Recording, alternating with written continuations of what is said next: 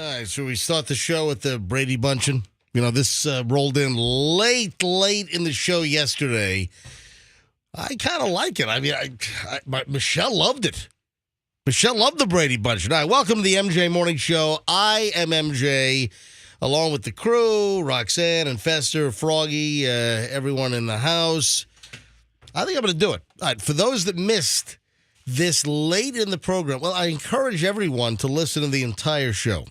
You know, try to go from now, 6 a.m., all the way until close to 10 a.m., 9:45-ish every day. Try to catch the whole damn show because you never know what's going to pop up, like the Brady bunchen. Now, here's the interesting thing is I brought this up. Are you guys, is anyone here today? It's like you guys just rolled in. No, I'm here. I'm listening. I'm just waiting for you to play the Brady bunch. I thought you would have played it 30 seconds ago. But you guys are just like, you're like mutes over there. Everyone's just like looking like, yeah. You haven't taken a breath for us to say anything yet. We're just waiting to get a word in edgewise. But go ahead. No, but it was in this hour, I think it was like, I don't know, 6:10, 6:20. I brought up the Brady bunchen. Do you remember what prompted that? Why did I say the Brady bunchen? And I was surprised because I did a quick search. I don't think anyone has done the Brady bunchen. Now, obviously, with Tom Brady and all of the success with the New England Patriots and then coming to the Buccaneers, winning the Super Bowl, you know, Tom Brady and the Brady bunch, folks have talked about that, you know, Brady bunch, Brady's bunch, blah, blah. But the last name of his wife, at least for now, Gisele Bündchen, I mean, it just totally lends itself, the Brady bunchen. And I said that on yesterday's show, and I quickly had our parody dude, Magic Mark, and, you know, he jumped on it, and they got this thing done. So I mentioned it in the 6 o'clock hour, and it was done by like 9:25 yesterday. You wasted no time. Got it right to it. Yeah. So what is the Brady bunchen? Well, this is the Brady bunchen. Here's the story of a man named Brady who was busy playing football with his team. He was old at 45 with lots of it seems. 45 years old, man. There's a lot of shit going on. Here's the story of a lovely lady who is busy with kids and a big home. And when he unretired, she was all alone. Till the one day when the lady told this fellow that she sat down with her lawyers at a luncheon.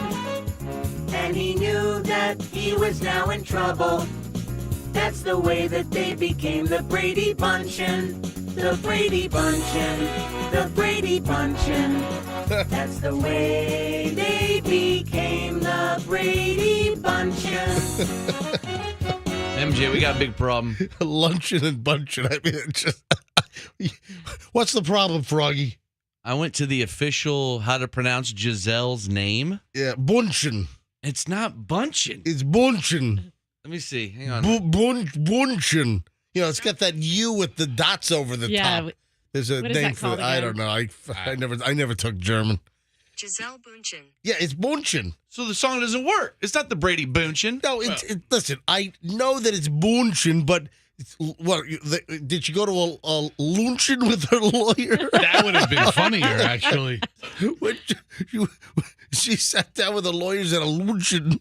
The Brady bunchen.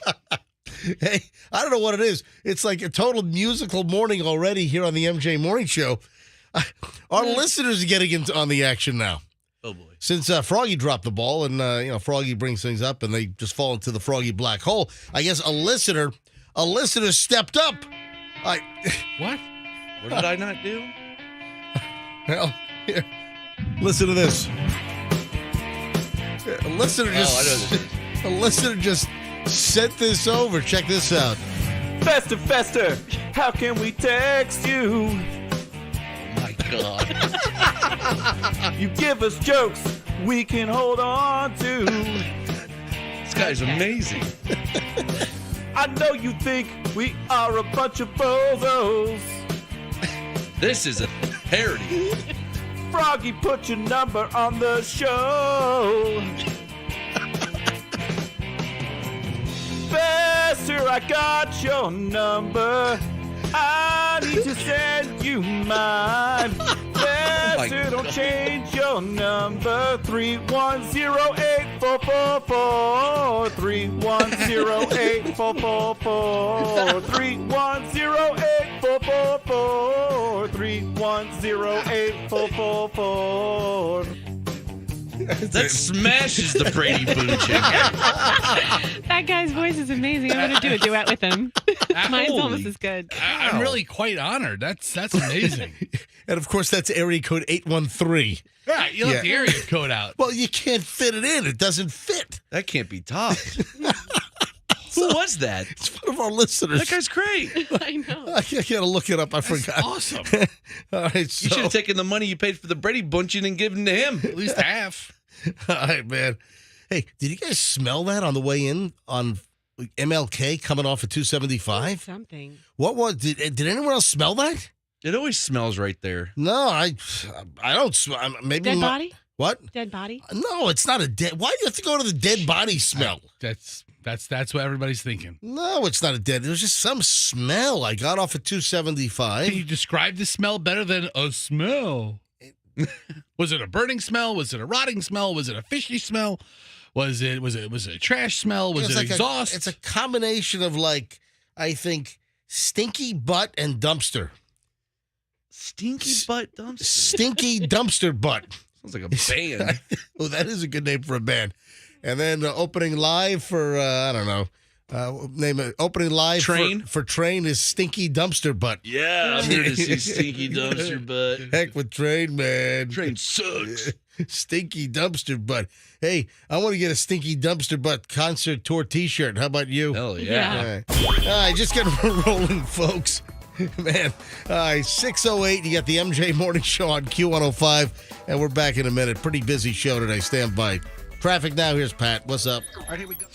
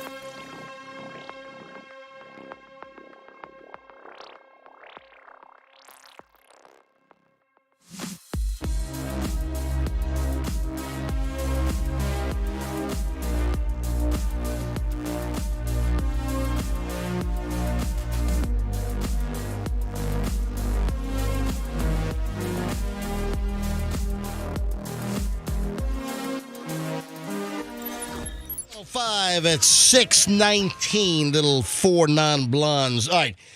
I have an early item. You guys were not in the room. I teased this a few minutes ago because, folks, for those that don't know, I barely get into a break, and everyone is typically like, boom, gone. I don't know where you guys go.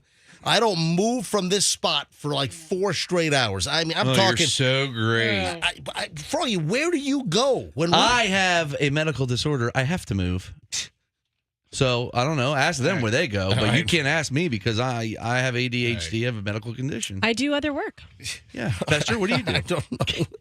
I contemplate all my life choices. All right, now, Fester was here when we got out of the commercial break. No, I'm just pointing out that, folks, I'm just letting you in on some inside. They don't care. Inside baseball. Some back channel that when I go to a break, I'm like, all right, hang on, coming up. I mean, you guys are like out of here like your Fred Flintstone feet. You know, Maybe that's an indication of what it's like hanging out with you. All right. In a small room. Nobody cares. Yeah, nobody does care. I'm just saying, but you guys would know what I'm talking about if you guys were in. I'm trying to say that I tease that I have a very early item that I want to do because of the sensitivity of the story, but you guys are giving me like blank stares, at least Roxanne and Froggy, because you guys weren't in here when I teased this item. Yeah, but isn't that defeating the purpose? Because aren't we supposed to be surprised? Yeah. No, I don't think you need to be surprised. Other than knowing that it's a sensitive issue, I have no idea where you're going with it either. So let's have it. And I didn't give you a blank stare because I don't look at you. And Froggy, you're trying so hard, Froggy. I am? I'll explain that later on. All right, so this is, I think, of a sensitive nature in that I'm probably more comfortable doing it now at like 6:21 in the morning versus doing this item later in the show when maybe there might be more sensitive ears listening to the program. It's NC-17 topics. Well, listen, it all depends on the presentation. You know, just like beauty's in the eye of the beholder, I guess it depends on how I present this. So this story has a couple of elements that typically I don't gravitate to, including the fact that it's a German story. So it's a story from Germany. But I saw this last night. I'm like, oh, my God. It's got a little bit of everything. A German doctor by the name of Andreas Niederbickler. You got that? Niederbickler? Bickler? Yeah, there's no bicular. It's just Bickler. So Dr. Andreas Niederbickler has been ordered to pay medical bills in a kinky overdose situation. All right? A couple of clues here. All right. A kinky overdose situation. Okay, the doctor is the one who was treated then, it sounds like. No. He has to pay the medical bills. Yes. Okay. German doctor Andreas Niederbickler has been ordered to pay medical bills in this weird situation. Now, the guy was imprisoned. His lover, his partner in this particular act, overdosed because he apparently, my God, this might be a game of blanks. All right, see if we can fill it in. All right, So you're going to make us say the bad stuff. Yeah, I don't know. No. I'm not saying that anyone should say the bad stuff. All right, so here's the deal. The doctor apparently slathered his blank with cocaine before she performed blank. His lips. And then she overdosed and she died. What? Okay, wait. So hot. at first I was confused because I was picturing, okay, so this is a man and a woman. You did a really awkward job telling the whole story. Hold on, what do you mean I did an awkward job telling the whole said story? lover. The way you set it up was, I thought it was a prison love. Yeah, me because too. you said he was in prison, No, his lover. The German doctor, he's been imprisoned because he killed his lover. the lover died. That's why the German doctor, Andreas Niederbickler. Oh, there are only 2 people involved in this story. How many freaking people do you think were involved? I It's thought a it was- doctor and his lover. Your attempt to be so vague. Yes. It really is. We're having Yes. difficulty putting the I pieces thought together. it was 2 guys. So, yeah, seriously. Two. So In prison. I thought I thought it was prison love. No. I thought he was Stop. a prison doctor. No. I thought the guy overdosed on grape jelly the whole time. He's in prison because Okay. outside of prison, Okay. he was having relations with this woman. The German doctor apparently slathered his blank with blank Well, we know Okay. the second blank Okay. is before cocaine. she performed blank on him, and she overdosed. The dude is a plastic surgeon, Dr. Andreas Niederbickler, Don't say his name again. Okay. What does jail have to do with this? because she died, and it's because he slathered his blank with blank Okay, Right. you can say the second blank. cocaine. Yeah, thank yeah, you. you Okay, can say that. Now everybody knows the whole story. I'm sorry, I'm getting lost in the Okay, blanks. uh, know. I'm confused Sorry, I'm because shooting blanks over here. yeah, Unlike and Dr. Niederbickler. All right, so the main thing you said that confuses me is he has to pay her medical bill. She's dead. well, because revival attempts, Oh. and yeah, exactly. Oh, she died, yeah, but he was ordered to pay over 13 grand for the initial treatment of the victim, who was identified as Yvonne M. And she had shortness of breath. I guess medical attention was initially called, but then she collapsed after their drug-fueled, Something. yeah. Yeah, he was also ordered to pay her funeral expenses as well. And then compensation to the victim's husband and son. That's Oh, right. husband. Oh, wow. Right. So there was a husband and a son, and she apparently was having a little flingy ding, and he dipped his I don't know. blang This is into insane. Did she bring any of this on? Is she like, hey, I have a great idea. Let's make some powdered donuts today and now. see what happens. The doctor was sentenced to 9 years in a German prison back in 2019 because he was found guilty of, bodily harm after the incident and the death of the young woman. Now, Niederbickler, I don't know why I said young woman. I'm looking at her picture. I mean, she somewhere in her mid to late 30s. So Niederbickler, he tried to defend himself by saying that the woman knew that he had spiked his private parts with cocaine. I mean, I've heard of spiking. Hold on, was that? Do you snort? I mean, That's what did he that's just- usually the snort I get when you display your contempt for me, which is not hidden very well. Go ahead. Yes. No, why, I mean, why were you snorting? I'm just thinking of him just dipping his rod in it. It's weird. Like, how do you get it on there? Do you Hold on. sprinkle it? Why? Hold on. Why do you have to say that word? I'm trying to dance around. I thought that was He a was- pretty good word. He was talking about fishing. I'm Yeah. trying to dance around the subject here for decorum purposes on the MJ Morning Show, and you have to say, rod? yeah. Why are you saying? Why are you saying? Stop saying it. All right, sorry. But you say dipped it in, and it's like, I'm just thinking of like those fun sticks from back in the day with the powdered sugar, and you Where- lick the stick. Where you had a compressed sugar stick that you then dipped in additional sugar. Yeah, that's what And I'm then thinking. licked it off.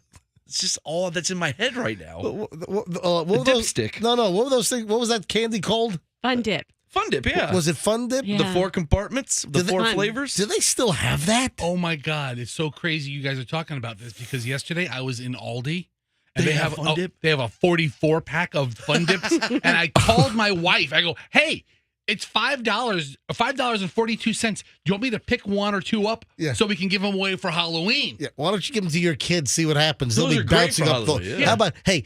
Who came up with this? Hey, I got a great candy idea for kids.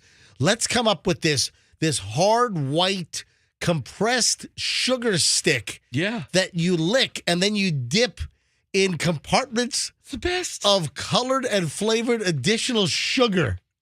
It's like a pixie stick. It's- Yeah, I mean, Mega pixie Yeah, stick. pixie stick. it's actually Oh, brilliant. Yeah, this was the pack. Fun dip. It had like cherry. Oh, because I was thinking of Lickamaid. Whoa, and look at that. That's on the box. It is see Likmaid. That's right. Because I was thinking, wasn't it called Lickamaid? I want some. I don't want. Now, see, that's what this couple should have been playing around with, and it wouldn't have ended this way. That's true, unless she was the diabetic. That's what they call it.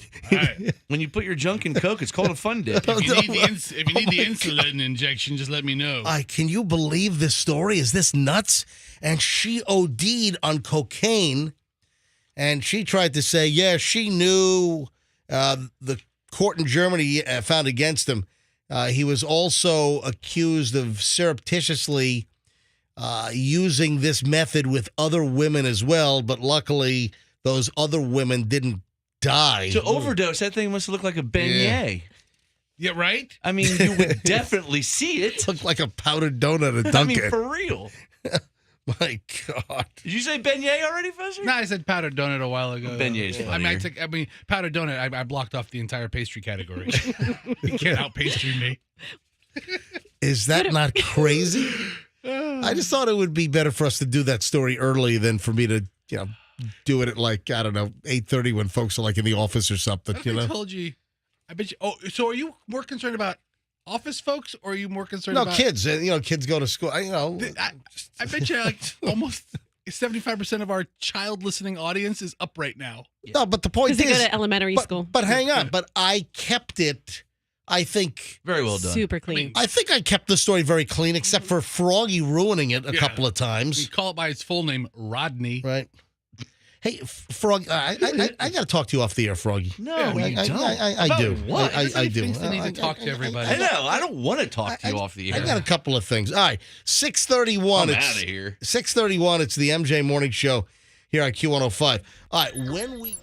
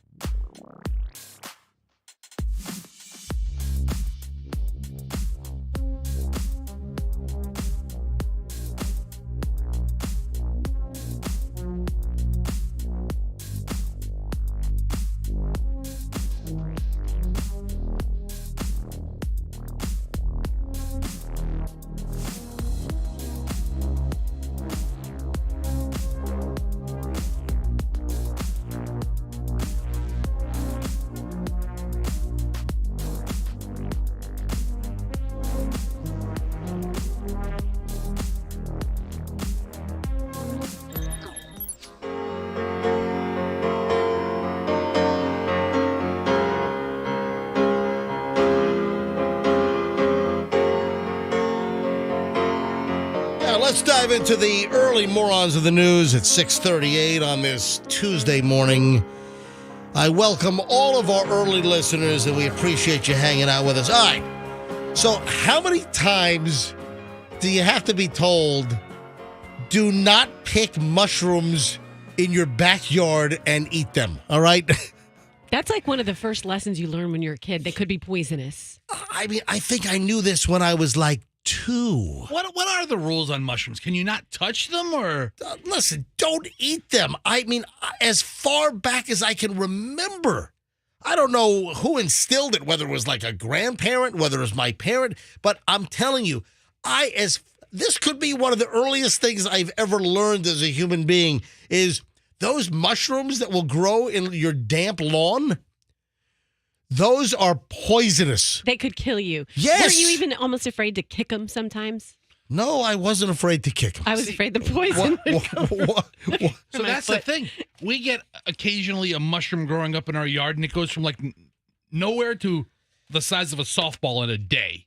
And then my wife will run up and kick it just to break it up.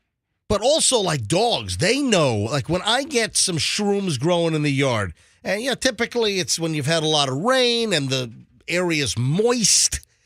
It's like a Duncan Hines moist cake. All right, so good. And then the mushrooms pop up. Even the dogs know. No, don't eat those mushrooms. They instinctively know. But when I was a little kid, as far back as I can remember, the mushrooms that grow in your yard, you don't touch those damn things. Really? Well, You know what the problem is now before you get to it's because psychedelic mushrooms are talked about so much that people are starting to ease up on those don't touch poisonous mushroom rules. they don't. Come on. Those are under counter. Wait a minute. You're comparing psychedelic mushrooms with the poisonous mushrooms that grow in your yard when it's wet? Mushrooms are getting such great press that people are forgetting that there is a poisonous kind. My friend's a mushroom hunter, and she finds all kinds of cool mushrooms. Not that she hunts them. She doesn't shoot them. Whoa. Your friend is a mushroom hunter? Yeah, there's mushroom hunters that they go out and they hunt mushrooms. But what do you do if you hunt You just shoot it? No, you don't shoot it, but you take it. Dude, you're making this. And then I what promise do you you. So Is she like a forager? Yeah, she likes to make her own stuff. She'll And walk into the dude, wall. you can't make your own stuff with mushrooms that are like From the grown- forest? Dude, She walks to the forest. How Did does- she go to like cow pastures and stuff too? I've heard No, about people who do no. that. She goes to the woods and they're on trees. She's hunting for fungus? Yeah, basically. Her and her couple friends do it. It's fun. I mean, I would imagine. Come on, you're making this up. You do not have a friend that hunts for fungus. What's the difference between hunting for a mushroom and hunting for metal detecting finds? It's a hobby. Because if you're a metal detector hunter, you're trying to find like valuable coins or jewelry. She likes to find valuable mushrooms. Okay, so rare ones. I've watched a TV All right, show. hold on a sec. Andrew's shaking his head. Don't tell me that you know about fungus hunting. I have seen this on TV. What? It's been on TV? Yeah, and Famous. actually, one of my ASMR girls that I watch, she was just talking about the other day. She just went mushroom foraging with her partner. See, it's a thing. All right, this is nuts. All right, so Andrew, first of all, what the hell are you watching on TV where people are hunting mushroom fungus? First of all, they are the ones they find are valuable. Yeah. Ridiculous. I personally hate mushrooms, but the ones they find are very expensive You mean- mushrooms. So these are edible, non-poisonous mushrooms? Yes. They sell them to restaurants. So wait a minute, how do you know? They know how to identify them. They study it. I don't want mushrooms from a restaurant that somebody found in the forest. What do you think they get it? I want mushrooms that are grown in controlled environments like greenhouses where they're using. You want GMO mushrooms? Are you crazy? No, I never said anything about genetically modified mushrooms. I never said a thing about that. Do you understand that would be the hottest restaurant concept in town if it was like this complete forest to table? The mystery mushroom. Hey kids, you want to go to the mystery mushroom? You know, You could die. It's kind of it's mushroom roulette. You just don't know if you're going to get an edible mushroom that's safe or if you're going to get a poisonous mushroom. It could be a poisonous one that will kill you. It could be psychedelic that'll make you have a trip, or it could be one of those brain power mushrooms. Heard of those? What's the pizza joint? I've never been there. Mellow mushroom. There we go. It's Good. good. It's pretty good, man. Funky Q. I'm very picky on pizza. Well, they have great pizza. Yeah, and good. they have good atmosphere too, so it's a little. Yeah, but It's very mellow. your idea of great pizza, Froggy, is not I typically. know you're an mine. elitist and I'm a peasant. No, I know. I'm not. I'm an elitist because pizza is such a. I'm a pizza It's peasant. such a hoity-toity dish. You are. It's the pizza is laced with 24 karat gold fleck. I'll tell you, Pizza Hut's thin crust is fantastic. Shut your face. Stuffed crust is the way to go at the PH. You're trying to pizza piss me off right now. Is what you're trying to do. It's working. All right, so this whole mushroom chat is for a reason. A mother and son in Massachusetts nearly died after they ate a highly toxic mushroom that they foraged from a friend's backyard. Again, so this is what scares the crap out of me. Not all people that are foraging for mushrooms know what the hell they're doing. They ate a mushroom which they clearly thought was okay that they found growing in their friend's backyard. Well, they're dumb. So They didn't do research. Kai Chen, 27, and his mother, Cam Luke, 63, they live in Amherst, Massachusetts, and they had been foraging, searching for the fungus among us just last month, and they came across these mushrooms, which they said looked familiar. Oh yeah, I think we've eaten these. Is that the method by which you identify mushrooms? Oh, look at these. Yeah, I think we've had those before. Let's eat them. That's exactly how humanity works through the annals of time. Yes. My grandfather ate that mushroom and it looked safe. Okay, that's not the one. So Kai Chen and the mother, Cam Luke, up in Massachusetts, they grew up in Malaysia and they had memories of, wow, that mushroom looks like the one from Malaysia. Mom, look, a Malaysian mushroom here in Massachusetts. You know, there's an app on an iPhone that you take a picture of a mushroom and it identifies the mushroom for you. You're making that up. That's No, just lazy then. There's an app where I saw you could take like a picture of a plant leaf and it'll tell you what kind of plant it is. Or Oh, there is. He Yeah. just showed me from the App Store. They have There's it for fish, Yeah. for strains of is that a weed. free app or you got to pay for that? This is a free one. Wow. So you could save your life for free. So they picked the mushroom, but the variety they picked turned out to be an Amanita phalloides, also known as the death cap mushroom. Oh, my God. That's another good band name. Whoa, hang on, Death Cap. what was that? That's another good band name, Death Cap. Death cap Death cap mushroom. mushroom. Oh, my God. All right, I'm telling you right now, unless you're some kind of scientist, don't pick mushrooms that are growing in the wild and put them on your salad, all right? When a doctor has to think of a name for a mushroom and the best they can come up with is, let's just call it the death cap. Death cap mushroom. Says it all. That's the one to stay away from. So this thing was poisonous. The mother and child, well, child 60 or 27 years old. So the Kai Chen is a man, mother's 63. They had all kinds of symptoms like severe food poisoning. They were treated at University of Massachusetts Medical Center in Worcester. MJ. You know what else is in Worcester? That's where the Polar Seltzer plant is. Oh, okay. You know Polar? Yeah. You've had Polars, right? Yeah. Hold on. Oh, Yeah, sure. Polar. Hold on. Yeah. Roxanne, were you going to say Yeah. Worcestershire sauce. Worcestershire sauce is from Worcester? I don't think that's. I don't think it's from Worcester, Massachusetts. MJ, I'm on the mushroom identifier app.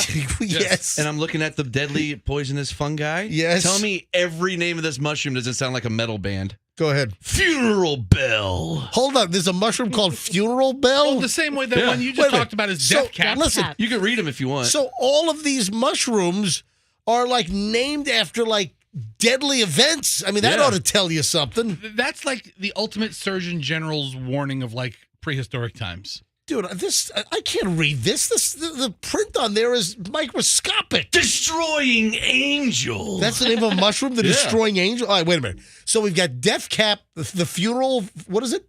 Death cap is. Then we got Hold on, funeral bell. With funeral bell, death cap. What's the other one? Panther cap. Panther cap. Destroying angel. What about Monster Jam?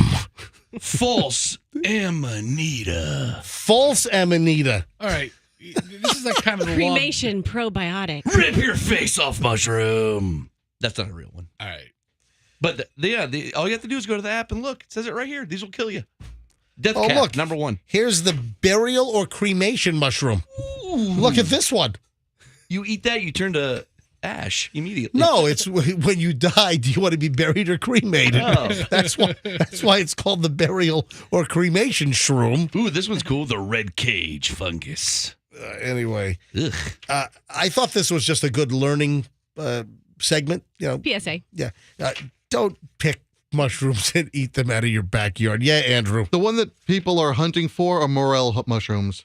Yeah. Morel mushrooms? Yes. The false morel. Those are the ones people are actively going after Because- all over the country. How They'll much pay are a they lot. worth? Yeah.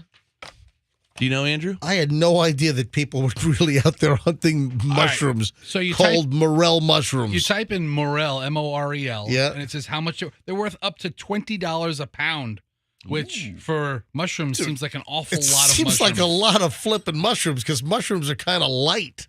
Okay, I'm not feeling those margins. All right. We got to do chunk 2 of Early Morons in the News. You want to hear about a grandkid and a grandma and a nightmare scenario? I need a couple more details. Okay, let me give you one more, Okay. and we'll get to it next. Grandma, grandkid, and a whole lot of money. Ooh. Grandma, grandkid, and a whole lot of money. If that doesn't keep you listening, folks, I don't know what will. That's next on the MJ Morning Show here on Q105, minutes away.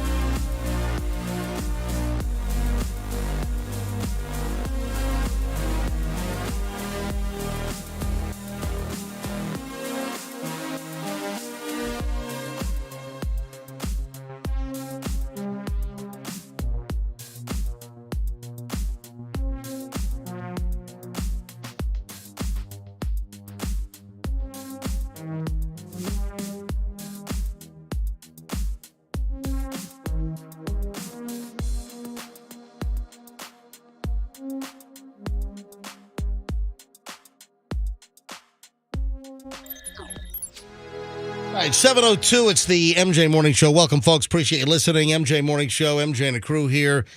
Roxanne and Fester, Froggy. And the morons of the news, chunk 2, rolls on here with a story that, man, just reading the story just gave me that, you know, that pit you get in your stomach when just something just hits you wrong. It's like, ooh, and then you think about, ooh, what if that happened to me? Ooh. You know what I'm talking about. Oh, It's of course. when something happens and you just get that, it's like that little stab in the stomach. It's compassion. Yeah, I don't get that. I would say, yeah, because you've got no compassion for I've desensitized myself completely. I'm a shell. You're a shell of yourself. All right. So I gave you a couple of hints on this thing. I've got a grandkid. I've got a grandma. I got a whole lot of money. I tossed in school. This is a nightmare scenario. And this happened just to the north of us, Marion County, where you have got, Ocala's up there, right? Marion County? Yeah, like a bunch of horses. Yeah. John Travolta? Yeah. Does he still own that house? Is that still where he lives up in Ocala? He likes to fly, right? Isn't that near an airport that Well, he keeps He a plane lives at? on like a airport. He lived in one of those fly-in, fly-out communities where Yeah. they've got like the runway in the flipping neighborhood. It's like you've got a driveway and then you got a runway. Literally, the houses have like hangars where people keep their planes, and it's like you pull out of your driveway with your car, you pull out of your hangar with your plane, and you fly right out of your neighborhood. Just back into your neighbor's mailbox with your tail of your plane. Just with your Cessna. All right, this is nuts. Marion County, 14-year-old Florida girl is in trouble. She took thousands and thousands of dollars from her grandma, went to her middle school, and just started handing out the cash. Like Oprah. You get the cash. You get the cash. You get the cash. Everybody gets the cash. Now, did she hand it out like hand to hand, or did she have like one of those little money guns and just like make it rain in biology 101 or something? She used a T-shirt cannon. Yes. No, she handed out thousands. So the girl, 14 years old, busted into grandma's safe. Now, grandma's safe was not very secure, because I'm going to talk about that here in a second. But the girl apparently took about $13,500, then went to school and started handing out hundreds of dollars to kids at school. Just hundreds of dollars to each kid out of grandma's stack of $13,500. Now, the girl used a screwdriver and a metal pick to get into the safe. Wow. She's a crafty young lady. Yeah. I'm guessing This is that real bad. this was not a very good safe. I'm guessing that grandma's... Or a good kid. Well, both, yeah. But for the kid, a 14-year-old girl to be able to bust into grandma's safe... Dude, most grandmas keep their cash in a coffee can. Or under the mattress or something, right? I mean, at least she had a safe. You would think your granddaughter would chill. This sounds like the worst safe in human history, okay? Grandma had a lot of cash on her, too. Well, there was more, but luckily the granddaughter didn't get it all. So she takes the $13,500 or so to school and starts handing out the cash. Just hundreds of bucks to students. Was she trying to buy friends? She's like Robin Hood. Yeah. I mean, her legend will live on forever. I mean, you'll tell stories about her 40 years from now. Well, obviously, it didn't take long for word to spread that this girl, this 14-year-old, is handing out piles of cash at school. Then the school officials, they jump on the situation. They found about $2,500 left in her backpack. That means that she already handed out about $11,000. Dude, every kid in the school got some loot. Of grandma's money. What denominations were they? Were she passing out hundos? It doesn't say. 20s, 5s? The stack of money was like 6 inches high. So Smaller bills. it sounds like it would be smaller bills. Yeah, if the pile of money was 6 inches high, that's what officials said. So the grandma lost about half of her savings. She got the money from selling her house. And now the school officials and the police up in Marion County, they're trying to get the money back. So they're trying to, see whatever kid got the money. If you hand the money back, you're not going to get in trouble.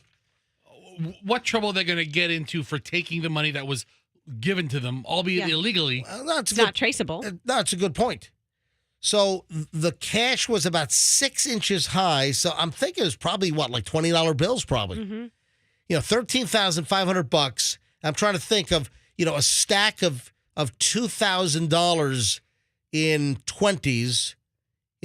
Probably. I'm sure they're 100 bills. Yeah, I'm sure they're about. I'm sure there were $20 bills. What I'm guessing. Oh, she had some 10s and 5s in there. Anyway, this happened at Lake Weir Middle School, and the principal called parents to request that the parents ask, "Hey, by any chance, did your kidlet get some cash at school today?"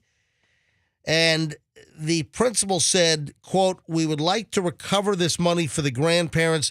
If you speak to your child, if they have received any money from the student, please turn it into our school resource officers." Yeah, the teen, by the way, the granddaughter is facing grand theft charges. And they're saying that students who return the money will not face any punishment.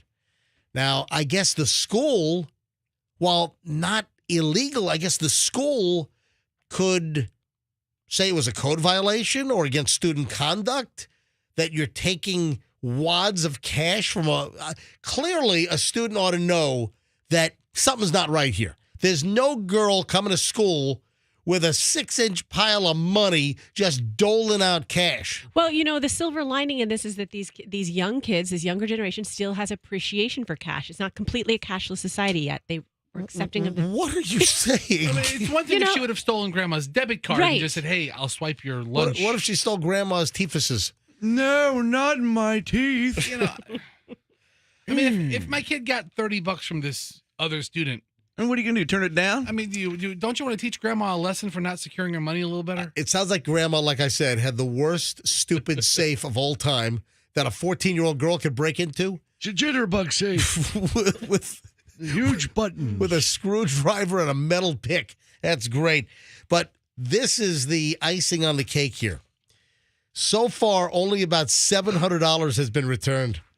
Oh my gosh! $11,000 handed out. So the student had about $13,500. $11,000 was already handed out because they found $2,500 left in her backpack, and only $700 of the $11,000 had been turned back in.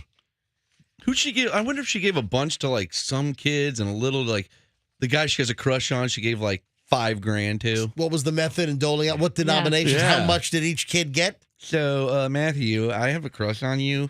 Here's $5,000, and let me know if you want to go to prom with me. I love you, Becca. I love you, Becca. Let me tell you what I'm getting sick of. I'm getting sick of these climate protesters that are destroying or damaging works of art. Now, it hasn't happened here in the U.S., but I think that they just need to smack the crap out of these climate activists. So you're protesting your climate issues by going into a museum and throwing food on well-known painters' paintings. Don't they have a sign, "No food allowed" at the museum? Don't they have a barrier or a glass thing around No, not the Mona Lisa has one. I was with the family in Paris back in July, and last time I was at the Louvre was in 1992, and the Mona Lisa was fully open.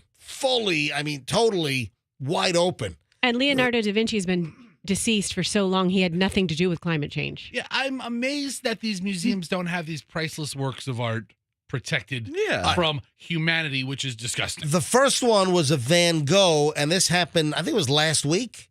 I think it was a week ago, 10 days ago. And protesters threw tomato soup. It was a can of Heinz tomato soup, and they just flung it all over this Van Gogh. The painting is worth millions and millions of dollars. It was at the UK National Gallery in London, and these climate activists just threw soup because they wanted to call attention to climate change. Yeah, the activists Phoebe Plummer and Anna Holland, Then they glued themselves to the wall. So they What? Now they're art. they threw soup on a Van Gogh, and then they glued themselves to a wall. That's not the best getaway method. They just need to be slapped silly. And they were wearing T-shirts that read, "Just Stop Oil." And it was, let's see, then they glued themselves next to the soup-splattered sunflowers painting by Van Gogh. All right, that's number one. What about the horses that died from that glue? That happened a week or so ago. Then we had more climate activists, and now they've tried to destroy a Monet, another famous artist. So now German climate activists, they hurled mashed potatoes at a Monet worth tens of millions of dollars. Soup and mashed potatoes. Yeah, what's the messaging here? Like, why mashed potatoes? Why soup? What is it? Is it symbolic of? Why don't they put some True Coat on these paintings? Yeah. Cover them up. Something. What's that stuff you put on a new couch, MJ? You know, the little you spray Scotch Guard. Yeah. Scotch Can't you Guard. Scotch Guard Just these paintings? spray some Scotch Guard on all these Kind of paintings. glaze or shellacking or something. I don't know. Yeah, it's Yeah. so weird. You're like the head muckety muck at the museum, and you're so proud of your hundreds of millions of dollars collection. Put some plexiglass up. And by the way, they called our pal Anthony Sullivan. He went over with some OxyClean, got all the paintings cleaned. Now, Fantastic. listen, I'm getting sick and tired of these climate activists. And how about the folks protesting milk at that supermarket in England? That video is and funny. they in the middle of a supermarket, they're just dumping like gallons of milk on the floor, opening up the containers because they didn't like the way cows were treated. I'm tired of these activists, man. Insane. They just need to be smack silly is what needs to happen here. All right, 7:14, you got the MJ Morning Show on Q105. When we get back, a lot of things to deal with, including the latest on Tom Brady. And if you haven't heard the Tom Brady bunchen song, brand new, folks. If you haven't heard it yet, it's new to you. So we'll get to that coming up in just a bit. And then also, I've got a list of phrases that apparently people hate. So I want to know if anyone is triggered by this list of phrases that people despise. All right, hold on to that thought. It's all next on the MJ Morning Show here on Q105. Now, I'll tell you what else.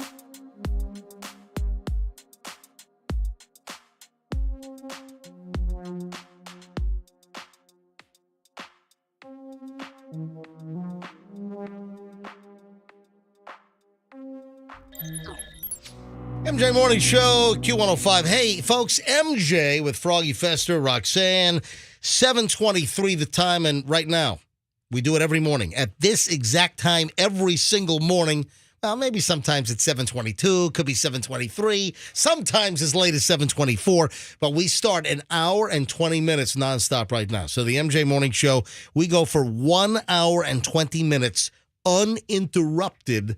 Let's do it. Now, if you missed the Tom Brady Giselle Bundchen song, the Brady Bunchen, which I can't believe no one had ever done that. The Brady Bunchen? Even though the correct German spelling and pronunciation is bunchen, we went with bunchen. All right, but if you haven't heard the song, this was conjured up at like 6 a.m. yesterday morning, and Magic Mark, one of our parody guys, he had it already done by like 9:25 yesterday morning. So same day parody service. How about that? Did you write any of the lyrics, or he did all that himself? No, I wrote a few of the lyrics. Did you write luncheon? Yeah, luncheon. The only question I have is luncheon. Luncheon. All right. If you haven't heard it yet, and then we're going to get into a list of just annoying things. Fester, you love Reddit. I do. Yeah, Fester spends hours on Reddit. Reddit's great. And there was a discussion on what do you hate that people say. And the list is really pretty good. It is just bam, bam, bam. And you've heard all of these things. And if I were to say, hey, make this list, you'd have trouble probably coming up with all of them. But once I say them, you're going to be like, oh, yeah. Oh, yeah. Oh, man, I hate that one. Oh, stop saying that. All right, so that's coming up in just a second, though. What are you laughing at? As radio broadcasters, that's what we want people to say to their radio as we're talking. Stop saying that. I hate that. Stop saying that. All right, I've got the list in just a matter of moments. First, though, the Brady Bunchen. With all the Tom Brady, Giselle Bundchen stuff. I mean, how did no one ever think of the Brady Bunchen? Here's the story of a man named Brady who was busy playing football with his team. He was old at 45 with lots of it seems. 45 years old, man. There's a lot of shit going on. Here's the story of a lovely lady who is busy with kids and a big home. And when he unretired, she was all alone. Till the one day when the lady told this fellow that she sat down with her lawyers at a luncheon. And he knew that he was now in trouble. That's the way that they became the Brady Bunchen.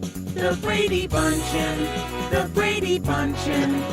That's the way they became the Brady Bunchen. All right, that's just classic. I'm sorry. Luncheon and Bunchen? Come on. Sat down with the lawyers at a luncheon? The Brady Bunchen? Come on. You are so proud of yourself. It's really the only way to go. I mean, anything else would just be a shoehorn job. We thought about munchin. Munchin or crunching. Munchin, exactly. You could be munching at a luncheon. You could be munching. Munching and crunching. Munching and crunching. What's that fiddle faddle? Munchin Crunch. Is that still around? Crunch and Munch. Crunch and Munch. There's like that. Yeah. Isn't it that popcorn? Fiddle Faddle is one brand and Crunch and Munch is another. And Cracker Jack, same crap, isn't it? It's all just different names. Okay. Whoa. All right. They're all popcorn based. Okay. They're not the same crap. I'm sorry. All right. And Fester, of course. Fester knows, right? And then you eat a bunch of it and your stomach hurts and you're walking around hunching. No, it gets all jammed up in your teeth and everything. Right? You got to get a paper clip to dig it out. Rhyme. He's still thinking of rhyme words with bunchen. Know what I'm talking about? Anyway, one last Tom Brady, Giselle Bundchen thing. You saw, or maybe you didn't, did you see this cryptic post that Tom Brady's first wife put out? Who's his first wife? Bridget Moynihan. Were they married? They were not married. Oh, I'm sorry. The first baby mama. Is that the way I'm supposed to put it? They dated. Say his ex-girlfriend. Yeah. Whatever. All right. They may have been engaged. I don't know. See, I'm sorry. I'm not that up to speed on everything Tom Brady, but they weren't married. They had a kid, and they weren't married. Yeah, people do it. Oh, that's so shocking. I realize that, but you'd think that Tom Brady, You'd think he'd be married if he's pumping out kids. Why? Why? Because, Would Roxanne be married if she's pumping out kids? I mean, you'd no. think she would be. Oh, that's true. You know what kind of wedding that is? Shotguns. So That's funny. Bridget Moynihan, she apparently got into the whole Tom Brady, Gisele Bündchen thing with a cryptic quote about relationships coming to a close. Oh, God. And yesterday she shared this quote from a marriage therapist, and people are saying, wait a minute, this suspect timing is something we need to look into here. So Bridget Moynihan and Tom Brady and Bridget Moynihan, they had Jack. Yeah, and son. Jack is the oldest son of Tom Brady, and Jack is, I think, 15 years old at this point. But Bridget Moynihan, she posted on social media, not everything is meant to be mended. Not all relationships are meant to last a lifetime. Sometimes we have to learn to get comfortable with the gifts that are offered through the ruptures and the endings instead of the stories of repair and reconciliation. So is this her quote or a quote? That's a she Dr. Ruth quote. Yeah. I don't know. It sounds like she's about 3 minutes away from writing red rum on a wall. Okay, hold on. She pulled the quote. She attributed the quote to a person named Vienna Yes. Ferran. It's a marriage therapist by the name of Vienna Ferran. Ferran. It's Pharaon. Pharaon. Okay, Farrakhan. little different. So Bridget is married to Andrew Frankel. Who the hell's that? A guy. A guy. Andrew Frankel. He's a guy. So in other words, she's taken, from what I can tell. Okay. So let's not start rumors that she's trying to get back with But Tom. why or is whatever. she sticking her nose in this, though? Because What- but- clearly her little posts online have overtones of the Tom Brady and Gisele Bündchen situation. Do they? Or maybe she's got her own stuff going on with Andrew. Maybe it's a mess. Maybe she's got a friend that's going through some stuff. That's the thing is someone posts something. Oh, you think that they're and- reading and too they much just into read it? into it, yeah. You know what? I'm going with this as Tom Brady related. And she's That- right. Not that's- everything is meant to be mended. That's what I'm going with. Or ruptured. Yeah. Hey, by the way, the free tolls on Florida roads ended last night at 11:59 p.m. I would have liked to have tested that to see if it was exactly 11:59 p.m. Was it last night? Yeah, Okay. it was Monday night. Tolls started at 11:59 p.m. on October 24th. So it was last night, 1 minute before the stroke of midnight. The tolls return to Florida highways. Yes, Andrew. Most of them, I believe, returned a couple of weekends ago. Yeah. So the story that I heard, MJ, and Well, not it's all. I'm sorry. Okay. I should be more clear. Yeah. All Florida roads. okay. So, yeah. Ronnie D. Yeah. The governor, he suspended tolls when Hurricane Ian came by, and I believe it was last weekend or maybe 10 days ago that I saw that. Like the Crosstown Expressway, the Right. Leroy, Yeah. the those came. No, the Sunshine Skyway came back last night. That was one of the few exceptions. But that's a big road. Right. So here in the Tampa Bay area, last night at 11:59, the tolls went back into effect on the Sunshine Skyway as well as the Pinellas Bayway. Those are the ones that affect us. All right, maybe I should have been more clear. Oh. That the last remaining free tolls yeah.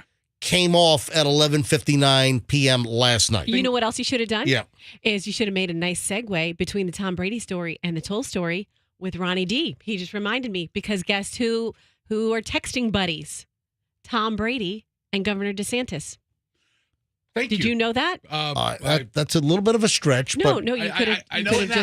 So hold on. Tolls were back being enforced a week ago on like the Veterans Expressway or the Polk Parkway. Right. You know, the Suncoast Expressway all the way up. Yeah. That came back like 10 days ago or a week ago. So I should have been more clear that the last remaining free tolls ended last night at 11:59. I know because I was veteran expressing it up, boy. Were you really? I really don't have a reason to take the veterans, but I was just because it was free. All right, so 11:59 last night. All tolls are back now in effect on all Florida roads. Are you ready for the list of annoying words and phrases? And many people listening right now are going to say, oh, yeah, I hate that. I hate when people say that. Oh, my God, that drives me crazy. So this is from Reddit, and they had a list of 75 things that just annoy people. A lot of comments on this. As of Saturday, so it's probably increased since Saturday, but as of Saturday, October 22nd, there were about 12,400 upvotes, 11,000 comments and responses, and these are submitted by Reddit users. These are comments or phrases or words that people just don't like. These are annoying. These annoy people. Are you ready? Please. When people say, I don't mean to be rude, but... Oh, they mean to be rude. I only say I don't mean to be rude if I'm about to be rude. Interesting. It's common sense. So if somebody says, it's common sense, that's also... What's the word that's condescending? Yeah. Is what it is. It's like you're talking down to the person. It's like you're a dumbass. That it's common sense. All right, next. People that say all the time. And if you hone in on, hey, we're all guilty of saying from time to time. But have you ever had a conversation with somebody, or have you ever watched, let's say, an interview on TV?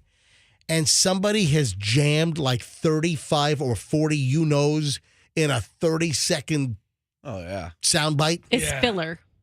Well, it's a modern day stutter. It's a crutch. It's a crutch. It's a total crutch. Hey, And once you pay attention to that, once you zero in on it, it's all you hear. It's only thing you hear. It's like all of the you-knows, and it will drive you crazy. So the you-knower is a close cousin to the liker.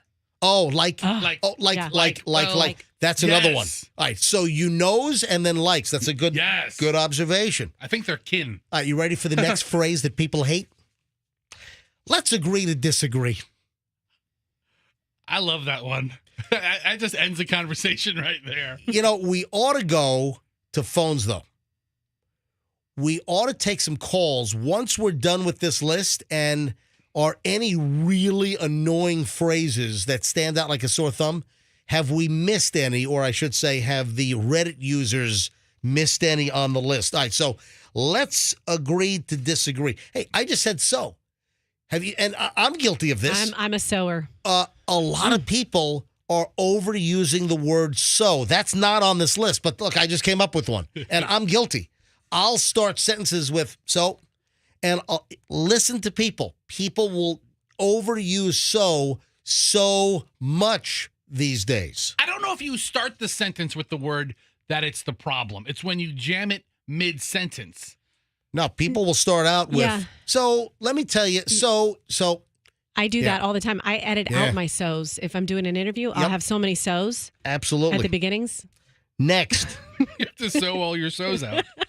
People don't like, no offense, but, and then whatever they're going to say. I'm going to offend you. Yep. Next.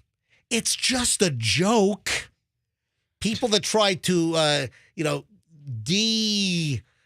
want to de-escalate somebody. Yeah, exactly. By somebody taking something so personally. I was just joking. Hey, or it's just a joke. I say that all the time just around joshing. here. This drives me nuts. The next one, let's unpack this. Or we've got a lot to unpack here. Right here. In this fact, is our Fester, unpacker. you've said that multiple times on the show, and I've had to say, stop saying that phrase. That I get triggered by, got a lot to unpack here. I'm a big fan of packing things in and then unpacking it. How about let's tie this up with a bow? Oh, that's not on the list, but that's a good one. Let's put a bow on Let's it. put a bow. Yeah. Put a bow on That's a really good one. Or put a pin in it. So, I just did so. Yeah.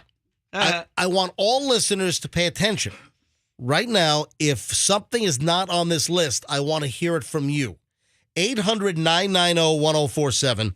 800-990-1047. But I got a whole bunch to do here. I got one you do, MJ. All right, next, what do I do? I'll save it. Keep going. Keep Or going. Oh, I know which one it is. Starts with an L. Yeah. Yes, I know. I've gotten an email from you in the past on this. Yeah. Next, do you know who I am? Who would People say hate. that? Yeah, you know what? I've You heard know, MJ say that. I've never said that. I have never pulled the "Do you know who I am?" crap. I've never done that. Bester does. Ever. I do that all the time. Next, it is what it is. Ooh. People that use "it is what it is," everyone knows, and it is what it is-er. Oh, look at the phones. The phones are jammed. 800, hey, Andrew, try and screen these as quickly as you can. 800-990-1047. Next, well, actually, What? Well, you stop and then you hit the pause and then you come back with the actually. All right, And actually doesn't really mean anything, actually. yeah, all right, let me blow through these here quickly. Actually, it does. Actually, it doesn't. Actually, it does. You could just say it doesn't, or it does by itself. It does mean something. The next phrase that people, I'm going to start lightning rounding these. I'm going to start doing these quickly. The next one, love the sinner, hate the sin. Never heard that. Silly. Love, you've never heard that? No. Come on, Yeah, get that's out what of her here. mother said from ages 16 to 26 to Roxanne. Next, I always keep it real, and a lot of people can't handle the truth when I speak. It's a little wordy. Yeah. Next, that's problematic. You know people that say that? When something happens, I've known people that everything that's problematic. I need to speak to the manager. That's a Karen type thing. That's an easy one. That's new. Not to play devil's advocate, but Here I go anyway. but here I go anyway. People hate these. Trust the science. Haven't you heard that? Trust the science. Especially the last couple of years. Next, full stop. Huh? Folks that say full stop when they're trying to make the point that's like the super duper period. Full stop. Oh, I'm glad I don't What? know Sounds anyone like a who says millennial that. Hold on, you guys, it is. You've never heard that? Full stop? No. Come on, guys. What's the matter with you? Chloe must say that. Nope. My kids don't use that. Then where'd you hear it? It's on the list. Next, people don't like live, laugh, love. I love Live, Laugh, Love. I'm sure you do. I got a thing at my house that says Live, Laugh, Love over the couch. Next, if I were you, people that dole out advice, if I were you, next here, I'm the type of person, starting out a sentence with, I'm the type of person. Next, hear me out. I don't take ones from the callers. We got MJ. Every line is jammed. I know. I'm going to take calls in a second. We only have a few more to do here. And then we'll go to our listeners to see what phrases or words drive them nuts. You're doing all of them. Next. we have 100 people on hold. You Guys. weren't blowing the whole list. Next. Just giving you a hard time. Oh, I'm just giving you a hard time. Yeah, I'm just giving you a hard time. Trying to, de-escalate something. Exactly. Next. I'm only saying what everyone's thinking. That's You've heard people rude. say that. Come on, everyone's said that from time to time. Let's see. Oh, everything happens for a reason. Okay, that's a popular Everything. Next, it's a no-brainer. This is the list of Reddit users' hated phrases and words. Oh, next. And then we'll go to Fester. Calm down. I'm going to phones. Hold on. Hey, let's put next on the Hold list, on. too. Next, Hold on. When people say next, And then, next, and then next. Roxanne wants to call me out personally in just a minute as well. Welcome to my world. People that say, oh, welcome to my world. Welcome to my world. Exactly. People hate that. It's all good. It's all good. Okay, so far you've described like 75% of my communications It's all with people good. on a daily basis. It's all good. I think that's about, let's see. Oh, I'm just being brutally honest. Sorry, not sorry. Oh, I don't like that one. Is that on the list?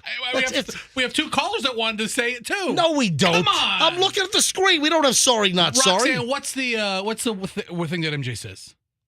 The thing that MJ says is I noticed it because my daughter was saying it all the time. And I was like, did she get that from me? She's like, literally, Mom, literally. And then I was like, do I say that? And she's picking it up from me. And I think I do because, MJ, you say literally all the time. You're literally saying that word so much that literally texters are reaching out to us and telling me that I will stop. I'll make a conscious effort to not say literally. But that's the thing. All of these sayings are subconscious. You just kind of just belt them out. You don't even think about them. They're throwaway phrases. Let's go to phones. Thanks for calling in. Every line got jammed. We struck a nerve here on this one. 800-990-1047. How you get in? 800-990-1047. Sharon in Lakeland. Hey, Sharon. Good morning. How are you? We are well. Go ahead. What drives you nuts? Oh, it is what it is. That just gets on my last nerve. Yeah, that was on the list, but how many people say it is what it is to you on a regular basis? A lot. You'd be amazed. I lost count. It gets on my last nerve. That's why I don't say that. I say it be what it be. Yeah. That doesn't help at all. Listen, it is what it is my favorite expression of all time. I've totally lost count. You'd be amazed at that phrase. People use it so often. That's another one. You'd be amazed. Thanks for the call. Sharon, listen, it's the most honest 5 words in the English language. Oh, look at the next one here. Rob is in Tampa. Thanks. Appreciate the call, Sharon. Rob, you're on the MJ Morning Show, Q105. Hello. Morning, Rob Ripple, 2-time junior. All right. Hey, Rob, it's been so long. Wait a minute. Hold on a minute. So Rob is doing Rob Ripple, a Froggy phone crank character from years ago. He's 7-time junior Mr. Olympia. Could we have a Rob? Hold on. Let's have a Rob Ripple off quickly before we get your word that annoys you. I got to get back to the bench press machine. Okay, all right. All right, Froggy, can you do it? Hey, what's up there, Rob? Good to see you there, buddy. How you doing? Rob Ripple's Froggy's best impression. Thanks, man. And by the way, I'm 7-time junior Mr. Olympia, not 2. Get it right, dude, or I'll smash you. I'm literally going to bench press this whole building. All right. So true, dude. All right, so... Rob, where'd you go? He hung up. He didn't say the first one. He did. He went through him really quickly. You didn't hear him. What'd he say? Fun fact. He said Fun fact was his first one, but he was too busy trying to be funnier than Froggy. Which he was successful. Fun fact. That drives me nuts. I have told people. That's a Roxanne. You told me. That's right. I've told you. Hey, people. I don't have to look far. I've told Roxanne, I think on the air, stop saying fun fact. It's not really something, it's not one of my isms. I just say it because I know you hate it. No, you don't. No. You say it because it's a crutch. I hate fun fact. Yeah, see, you say it once, he tells you he hates it. Now you're just an abuser. Yes. Rob's in Palm Harbor. Rob, you're on the MJ Morning Show. Hello, Rob. Hey, how's it going, MJ? Going well. What word or phrase drives you nuts? Well, there's two that a DJ says all the time. Busted, and I know you don't live in a trailer park. The other is aight, and that's not a contraction. You're trying to say all right, and you say aight. Aight. Yeah. All right. Well, you're guilty of that. Yeah, But the biggest one, when I listen to an interview on the radio, people say butta, B-U-T-T-A. And I think that's a pause when they're speaking and they're trying to gather their thoughts. I say that's the opposite of margarine, butter. Okay, all right. God, what did you write down all these jokes? All right, listen. Robert apparently works for Big Dairy over here, and he's all pissed off that people are saying, but. And guess what? I've got a butter story we got to get to later on. Yeah, there's a butter deal going on. Jennifer is in Ruskin. Jen, what drives you nuts? To the moon and back. Oh yeah. Mm-hmm. All right, where do you hear that expression besides the "I love you" to the moon and back? You see it on the internet a lot, yeah. I don't know that I've heard it other than like "I love you" to the moon and back. I mean, it's endearing, but I don't know why it bothers me. I know it's endearing, but I don't know why, but it does. See, people get triggered by different things. Jennifer, thanks for the call. Jennifer, Appreciate what it. if you're with a guy and he's like, "I love you to Ocala and back"? Yeah, it doesn't quite have the same ring to it. I love you to Waimama and back. The moon. All right, Jen, thank you. 800, that opens up a line. 800-990-1047. 800-990-1047. 1047. Just words or phrases that drive people nuts. And this is inspired by this Reddit thread from just a couple of days ago where there are like thousands and thousands of engagements on this. Donnie's in Clearwater. Donnie, MJ Morning Show. Hey, you're up. Hey, it's blah, blah, blah, blah. Oh, the blah, blah, blahers. Blah, blah, blah. You ever heard someone be a blaser, and it's like, yeah, that's not how you do it. It's you have to say blah, blah, blah. You ever heard someone say that? Blase. No, that's not the phrase. I have not heard someone go blase. I've heard yada, yada, yada, and that's sort of a modification of blah, blah, blah. Isn't that a RuPaul song? Blase, Shante. No, I don't think so. Isn't it? Where have I heard Isn't it sachet? Oh, sachet. Sachet. Yeah. Hey, But see- Donnie, thanks, buddy. But blah, blah, blah is like the ultimate fast forward button in a conversation. Yeah, it is. Anyway, blah, blah, Blah, blah. blah, blah, blah, blah, blah, blah, blah. I shot myself in the foot. Blah, blah, blah. Right. I got my wiener caught in the meat grinder. Blah, blah, blah. I want to hear all those details. So, Eric. Oh, I did a so. Eric's in Largo. Hey, Eric, what drives you crazy? I got two of them. The first one is I'm not racist, but Oh. say something completely racist. That is, I'm not a racist, but, and then they say something completely racist. That's a good one. Number one, what's number two? Anytime Roxanne talks about astrology or ghosts. Oh, thank you. Guess who propagates that? MJ. He's always pushing me to do Eric, that. first of all, that's a Eric. I don't mean to be racist, but that was a dumb call. Eric, Eric, great call. Thank you. You know what I Yeah. hate? This just hit me. I hate it when people say, it's more of a trendy one, all the feels. Ugh. That just creeps me out. I don't know why. You ever hear people say that? All the feels. When you see something emotional, that just gave me all the feels. All the feels. Like when I hold a kitty cat. Jackie's in San Antonio. Hey, Jackie, is that San Antonio, Texas, or San Antonio, Florida? Yes, hi. I love you guys. Listen to you guys every morning. I don't. Wait a minute. Are you in San Antonio, Texas, or Florida? Florida. All right, very good. Hey, I passed by your little town hall on the way to the Dade City gun range. Cool. Yes. Yeah. Yeah. What else I could pass that every day. Yeah. All right, so Jackie gets on State Road 52. Hey, Jackie, go ahead. What drives you nuts? Well, it doesn't drive me nuts, but it's a phrase I don't think we have said yet, and it's water under the bridge. Oh, that's, No, a good one. yeah. It's water under the bridge. Yeah. What about Under the Bridge by Red Hot Chili Peppers? Do you hate that also? No. Okay. Well, there we go. Hey, Jackie, Jackie, thank you. Okay, you're welcome. Have a great day. Kent, oh, this is a good one. Kent is in Clearwater. Kent, what phrase or word do you hate people saying? MJ, you say it all the time. Think out of the box. Not you, but Roxanne. Love you, Roxanne, but think out of the box. Okay, MJ says it all the time. No, no, or I no, say no, it all no, the no. time? He's saying that you say it all the time. I say, well, let me think outside the box on this. Yeah, I guess I do. Okay.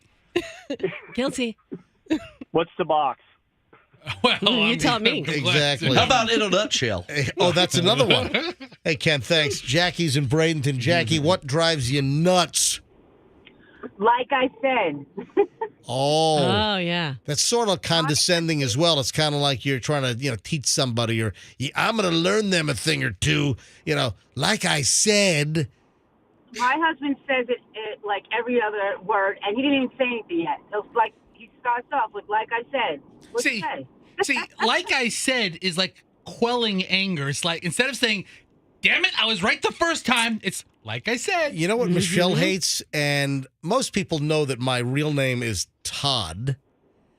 I'm the Todd father. I got to get that license plate like in Stranger Things. Did you see the Todd father license plate? I saw it on your Instagram, and I was like, where did he get that from? It was from Stranger Things. I took that picture like weeks and weeks ago, and I just posted it last night on my Instagram. Yeah, give me a follow, folks. If you don't follow my Instagram, my private personal Instagram is Certified MJ Radio. Certified MJ Radio. Give me a follow on Instagram. And I posted the Todd father license plate from Stranger Things last night. So, oops, I did a so there. All right. Michelle hates it when I try to explain something, and most people know my real name is Todd, and she calls it, there you go, stop Todd-splaining me. Oh, yeah, we heard that. She says it all the time to me. Oh, are you Todd-splaining me? Oh, stop Todd-splaining me. Everything's Todd. But like I said, reminds me, Jackie, of that. Yep. Like I said. Thank you. Larry's in Trinity. Larry, what drives you nuts? What word or phrase? Well, I've got two, and I hate conversations where people back you in a corner. So my first phrase, you know what I mean? Yeah. I don't know what you mean, but you know what I mean? You know what I mean? Hey, you know what I mean? It's sort of like it's like a crutch phrase at the end of a sentence that people will say. You know what I mean, Vern? right. You know what I mean? Is that it, Larry? Any more? say it one more. That's a good one. Do you have another one? My second one, when you call to make an order or for any reason, they say, "Can you hold, please?" Well, they have to. All right, Larry. Larry. It's outrageous, Larry. You prefer they say, would you mind holding for a It's like moment, saying, please? well, I hate it when people say goodbye. Larry, thanks for the call. I just thought of another one. That's hilarious. Can you hold, please? You know what? What really drives me nuts when I call a place and they say hello. You know, when they say hello. Oh, I heard people don't like hello anymore. I read something about that. I did. I saw that as well. I actually did. Andrew's in the Virgin Islands. Andrew, you're calling us from the U.S. Virgin Islands or the British Virgin Islands? What really drives you nuts when I call U.S. Virgin Islands. Hold on. Turn your stream or whatever you're listening to. Turn it all the way down. Your ham radio. Andrew, you're listening to us on. Andrew, where are you? You're U.S. Virgin Islands? Yeah, U.S. Virgin Islands, St. Thomas. Hey, buddy. Yeah. Thanks. I've been to St. Thomas. I love St. Thomas. What, Charlotte Amalie, right? Yeah. Well, awesome to hear from you, Andrew. Go ahead. What drives you crazy? Don't take this the wrong way. Oh, yeah. Oh, that's always like, and then they're going to clobber you over the head. Yeah. See, when you start something with "don't take this the wrong way," that's a red alert for this is going to only come out the wrong way. Hey, Andrew, do you listen to us every morning in the Virgin Islands? When I can. That's awesome. Oh, Andrew, isn't there a milkshake place there where you can get rum in the milkshakes? It's just like Of on the. course. Oh, I love that place. It's just like on the side of the road there, and There's get one probably for breakfast. That's That's probably great. 100 of them. You pull off a roadside stand where you get alcohol in your milkshakes? Andrew knows what I'm talking about. Milkshake. It's on the dairy. Yes. Hey, Andrew, thanks for phoning in. Thanks for listening, man. Look at that. Call from the U.S. Virgin Islands this morning. Brian's in Tampa. I'm running a little late here on the trigger story, so we'll get to that in just a second. Brian in Tampa, what drives you crazy? Well, hey there, Schnitt. I have a signed, autographed Crotchety Christmas CD, by the way, so welcome back. I've got three. One is at the end of the day. Oh, yeah. At the end of the day. Yep. I used to work with a walking cliche, and then he would also say, in my mind, and he would say that like 10 times a day. In my mind, like it was his way to agree with whatever he was thinking. Were you getting to the point where you were actually mouthing the words he was about to say before he said them? Yes. I used to say, in my mind. So- I used to say it all day long, yep. Yeah. Brian. And then people that say right, like our press secretary, right? They're explaining a really bad policy, right? And trying to get you to agree that it's a good policy. So while they're speaking, they're saying, and with the gasoline situation, right? And, right. Yeah. You know what we're doing also is we are like hypercritically putting everything under a microscope right now. And whatever I'm going to say for the rest of the show is under a microscope. yeah. Whatever people are hearing other people say for the rest of the day, going to be under a microscope. See, Brian here brings up in my mind, right? In my mind. I had a guy who always would say, in my mind's eye. And that's how he would see it. Well, in my mind's eye, I feel like this. And it drove me up a wall. How strong was this wall? I mean, it wasn't a very, I broke it just by weight bearance. Anything else, Brian? Is that good? No, that's good. All right. Thanks for Love your show. I thank you, Brian. What are you Appreciate doing it. going to college for approval? Is that good? Can I hang up now? Was that an okay? All right. Hey, Andrew, this will go all day. We got to. It really will. All right. I'm going to clear the lines here. I'm going to clear the next, 6 callers here, and then that's it. All right, because we could go all day with this damn thing. How about enough is enough? Pam is in Valrico. Pam, you're on the MJ Morning Show. What drives you crazy? Good morning. How about it was their time? It was their time to go. When somebody passes away, it was their time? Crazy. Yeah, I'm like, it wasn't their time. Shut up. That drives me nuts. That is, and also it is what it is. That's another one. Yeah, that's come up several times. Pam, good stuff. Thank you. Let's grab Rhiannon at MacDill Air Force Base. Hey, Rhiannon, you're on the MJ Morning Show. Yes, I have a supervisor in briefings that always says, you know what I mean? No, I'm sorry. She says, does that make sense? Oh, my. I just wrote that down. Look, I wrote, does that make sense to you? Yep. I wrote that down. Roxanne just wrote it down. But you know what the problem is? I say that to my kids all the time. Does that make sense to you? So some of these annoying phrases come from how you talk to your kids. Does that make sense? Yes. You're in a briefing, and then everything that they give you in the briefing, does that make sense? Yep. Does that make sense? Mm-hmm. Yes. And what happens if you say, no, that doesn't make sense? You're a blabbering idiot. What I'm assuming that the individual is a higher rank than you, Rhiannon. Yes. So they keep talking. And are you in the Air Force? I'm in the Army. In the Army, because at MacDill, you've got different branches stationed, even though it's an Air Force base. Hey, Rhiannon, thanks for your service. Yes. Thanks for your support. Thank you for listening. We appreciate it. MacDill checking in this morning. All right, 3 more. Gene is in Plant City. Words, phrases that drive people nuts. Guys, this exploded. Yeah, this is why no one wants to talk to each other anymore. Just text because everybody's annoyed with what everybody has to say. Gene in Plant City. Hey, look at this one. Yeah, Gene. Good morning. I hate this phrase so much. It's, we shall see what we shall see. All right, that's like the 1850s version of it is what it is. Okay. Hey, Gene, thanks. Tracy's in Brandon. Tracy, MJ Morning Show. What drives you nuts? Good morning. When people are doing an interview, like on TV or even in person when they're doing a conversation, and every few words they say, it drives me nuts. I can't stand it. And, a lot of broadcasters, a lot of people that you would think would be trained lingually, they'll fill with a lot of you-knows or ums. A lot of interviews. You're 100% right, Tracy. Thanks. Final call, and then I got to give out the Rock the Cash Box word today, which I think is Hold on a minute. Linda is in Newport Richie. Final call on this. Things, phrases, words that drive folks nuts. Okay, ready? Yep. Get over it. Oh, yeah. That's a good one. Yeah. Not a lot of options Get there. over it. Come on, get over it. Absolutely. Thank you, Linda. Appreciate you listening. Okay, love the show. Thanks. Bye-bye. Love you too. Thanks. All right, just get over it, Linda. Man, that just blew up. We still have people calling in. Exactly. Andrew's turning them away now. Sorry, closed. We're closed. Sorry. I hate when I call a radio station and the guy says they're closed. This hour's word. I got yes. We should do this exact segment tomorrow, but things you hate that people text to you. I think it'll be the same damn thing. Let's do middays. Rock the Cash Box. Here's the word. This hour's word is gain. That's GAIN. Text the word gain nationwide to 45911 before quarter after for a shot at $1,000 cash, or you can enter it on the Q105 app or at myQ105.com. The word is gain. Text it nationwide, 45911. Good luck from the MJ Morning Show on Q105. This is an item that apparently triggered people. It's Halloween related. It's a Halloween decoration. And I'm seeing a good deal of the giant decorations. Those really are kind of pervasive now.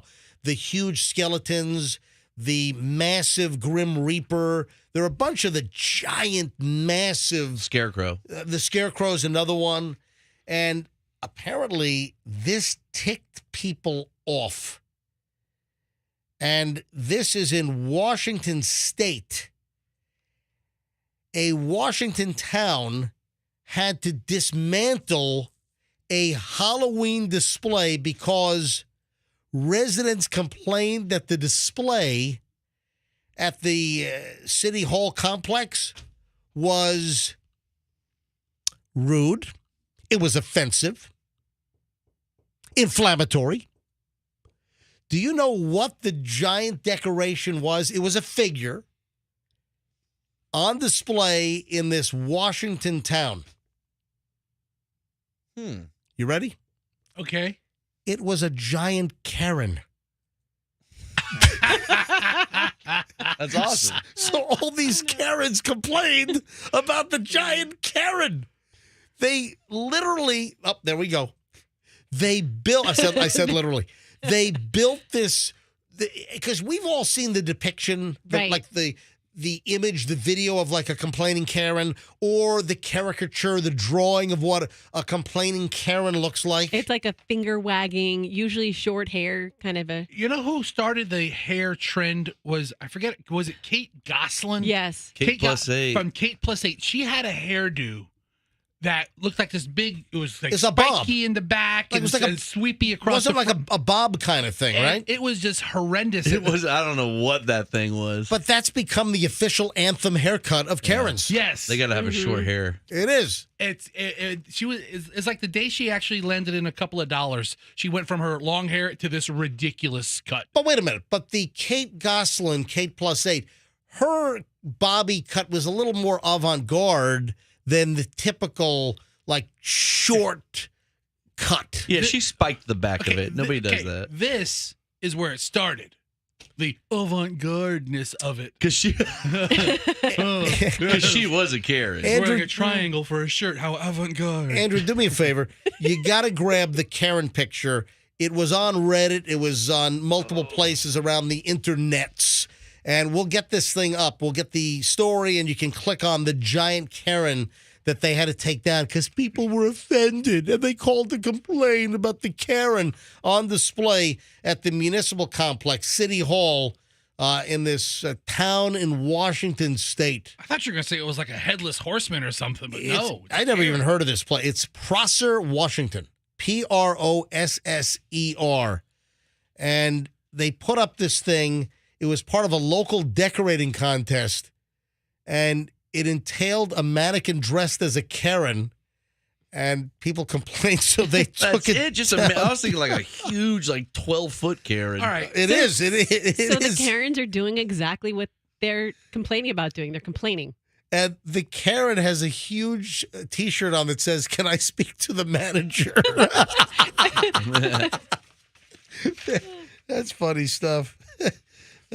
Prosser, Washington. I never heard of the damn place.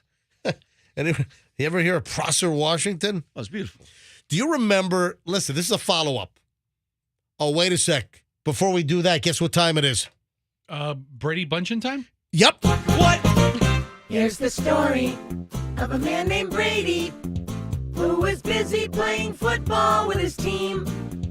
He was old at 45 with lots of it seems. 45 years old, man. There's a lot of shit going on. Here's the story of a lovely lady who is busy with kids and a big home. And when he unretired, she was all alone. Till the one day when the lady told this fellow that she sat down with her lawyers at a luncheon. And he knew that he was now in trouble. That's the way that they became the Brady bunchen. The Brady bunchen. The Brady bunchen. That's the way they became the Brady bunchen.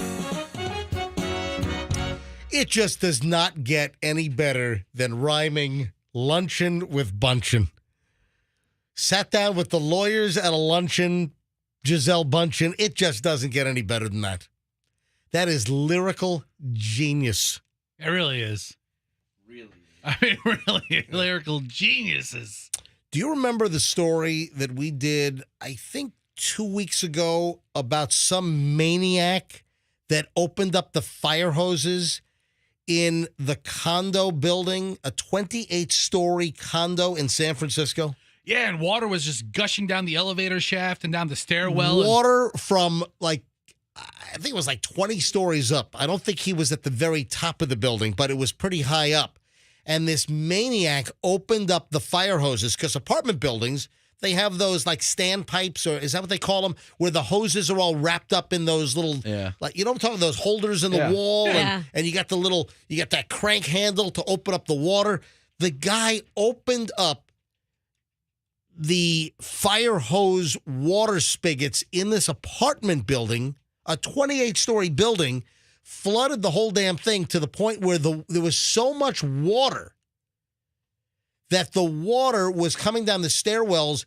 There was like 3 feet of water in the hallways. Water was down in the lobby, spilling out of the front doors of this huge condo building.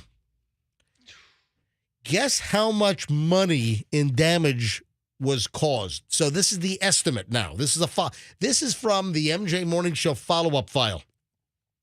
It was San Francisco's 100 Van Ness apartment building. Guess how much? Oh, there's a picture here of water flooding the 11th floor. It looks like it's about 2 feet high, is how high the water is. Now, I don't understand. How was it able to go on for this long without somebody like shutting the water off? I mean, don't they have like a main somewhere where they can just cut water off to the building pretty quickly? Yeah, you would think they have a big valve. Now, part of the issue was it happened in the wee hours of the morning, so most people were asleep. But still, wouldn't someone be awakened by water like floating into their apartment? They'd hear it too, yeah. Guess what the dollar amount is? Guess how much money they're estimating the damage that this tenant, a resident in the building, caused. How many apartments are in there? How many units? It's a 28-story building. Oh, my gosh. Apparently, I don't know. There were 100 units damaged. Now, it's not the whole building, but 100 units. Can you imagine? 100 apartments were damaged. I'm sorry, I said 28 stories. It's 29 stories. My apologies. Okay. I strive for perfection. I'd say at least $10,000 worth of damage. I mean, That's a good guess. At least. Or 10 million. Yeah, I was going to say 5 million. Wait, guys. Wait a sec. 100 apartments are damaged. Froggy says 10,000. You say that's a good guess? I was encouraging him. And I'm then going you to say guess 10 million? I say 5 million. Can I tell you right now, you would absolutely suck on The Price is Right. All right, that was Roxanne. It doesn't matter what kind of I love you, Drew Carey t-shirt you wore. If you got picked on The Price is Right, you would overbid underbid or overbid. You'd be terrible. I'm terrible, but he just threw out 10,000. I was just encouraging I'm him to throwing keep down trying. a low bid. No, I think that he was joking, and you said No, you were like, he was good serious. answer, good I answer, was good joking. answer. I think they both were joking. Roxanne doesn't have the DNA to be overtly mean to people without significant prodding. Roxanne Wilder, come on down! You're the next contestant on The Price is Right. My real guess is 5 million. Okay? Because I want Fester to bust. I wanted. You went from 10,000 good answer down to 5 million? Roxanne was joking. I was kidding. Roxanne doesn't have the ability to be mean to people without first instigating something. My barometer was not tripped there. Yeah. My Mercury switch was not triggered. So, like this morning, for example, I come in wearing my Hawaiian shirt, and Froggy's like, "That shirt makes you look fat." And then Roxanne, a second later, says, "You look really botanical today." Are you ready? She doesn't possess the skill to be mean to people. Are you ready for the number? Please. Yeah. An estimated $20 million in damage. I mean, you got to think about the property, the building, the goods that people lost. Furniture, the goods, yes. The goods. Now, it's like I lost all my goods. In the storeroom. I had all kinds of goods in the storeroom. Would like $150 a year in apartment policy cover everything? Hundreds of people were displaced, had to move out. 100 units have been damaged. The flood happened in the early morning hours of Tuesday, October 11th. According to police, a high-pressure fire hose valve used by firefighters to connect to the building's water supply was opened by a resident of the building, 46-year-old Michael Nine. Nien. I know his brother. Yeah, according to residents who attended Nine's first hearing, he bit one officer and threw urine in Which would you want to take? I don't know. The story gets better. So the guy's first appearance in court for this horrific vandalism of opening up this water pipe and flooding a 29-story building, he bit an officer and threw urine in the face of another officer in court. How the hell did this guy have urine to throw at a cop's face in court? Yeah, what did he... a cup of it? I guess Maybe so. he had to go to the bathroom in the car on the way there. And What did Mig saved say it? to you in the next cell? What did Mig say to you? Sorry. Ew. He said... Stop. Stop. All right. Nine's attorney said Nine was experiencing a mental health crisis. He's right. Well, apparently it's continuing. It continued from the flooding of the apartment building now to court, where he bit a cop and threw urine in the face of another. That's a really good lawyer. Residents who attended the hearing say the Emerald Fund, the owners of 100 nests or van nests, claim the damage caused will cost an estimated $20 million. And who said about insurance? I remember I had an apartment and they're like, you're going to want to get renter's insurance. And it was like a really cheap policy and I got it, but would that cover it? In the days after the flood, none of the elevators were working. Some had to climb 29 flights for days. According to residents, as of October 23rd, that would have been, Sunday, just one elevator was back working. But they say that's unreliable. It keeps getting stuck with people inside. Some who live in the building have been staying in hotels paid for by whatever the Emerald Fund is. The guy was denied bail and is going to undergo a pretrial mental health assessment. Can you imagine? You're in a 29-story apartment building and some maniac, a resident that lives in the building, opens up a fire hose and floods the entire building because it happened in the middle of the night and people were sleeping. And that is a nightmare. That is unbelievable. Hey, folks, for those that are recreational marijuana users or maybe medical marijuana users, and Froggy. Yeah, I know people. Are we in safe harbor time here? I know people. I think it's 8:15. Your kids are... There's plenty of people out there. All right. Yeah. Well, I got a couple of pot stories here. Okay. Using marijuana after surgery actually increases pain, according to a brand new study. Wow. Wouldn't you think that it would be the opposite of that? I don't know. Does it make you more aware of everything in some capacity? Researchers found that cannabis users experience 14% more pain. I don't know how you come up with that number in the first 24 hours after surgery versus those who don't use marijuana. Those using marijuana also consumed 7% more opioids after surgery. So if you smoke pot, you took more painkiller. That's weird. So yeah, I don't get that. Let me get this straight.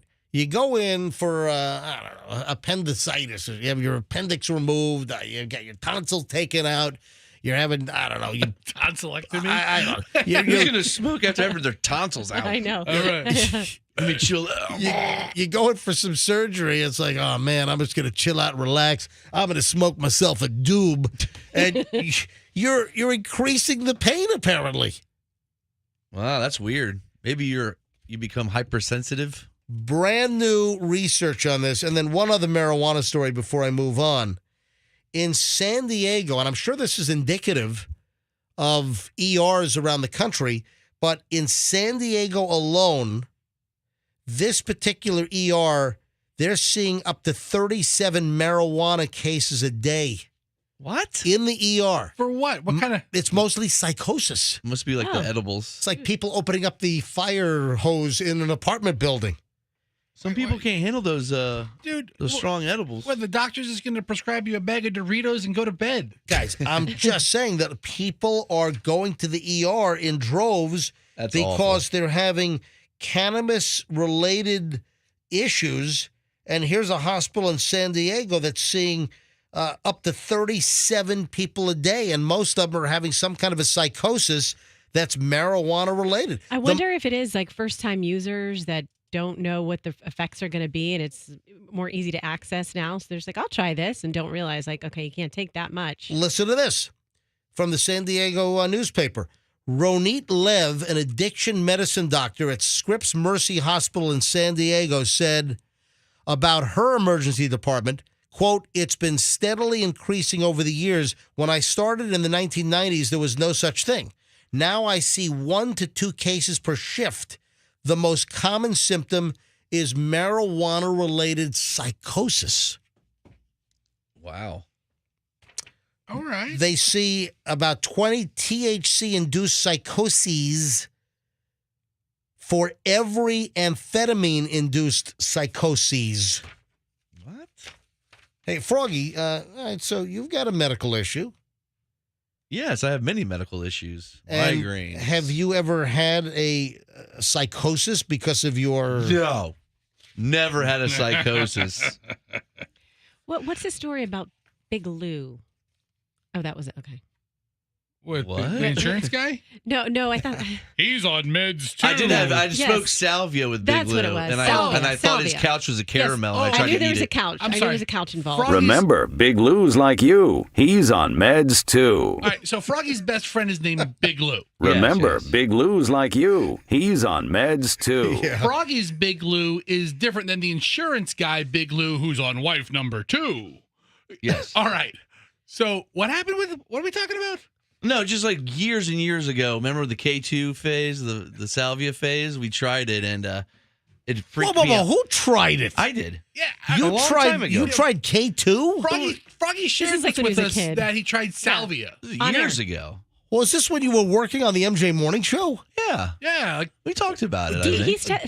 told the story a Jeez, couple this times. is like 15 years I'm ago. trying to remember. Did we talk about it on the show? But I wigged out and I thought I turned into a baby and I started floating okay. around Lou's house. I remember that. Yes, now I remember that. And he had a sort of caramel colored couch, so I started like licking it because I thought it was a big Werther's caramel, his couch. And I was like, Werther's. He's like, what's the matter with you? I'm like, you have the biggest caramel I've ever heard.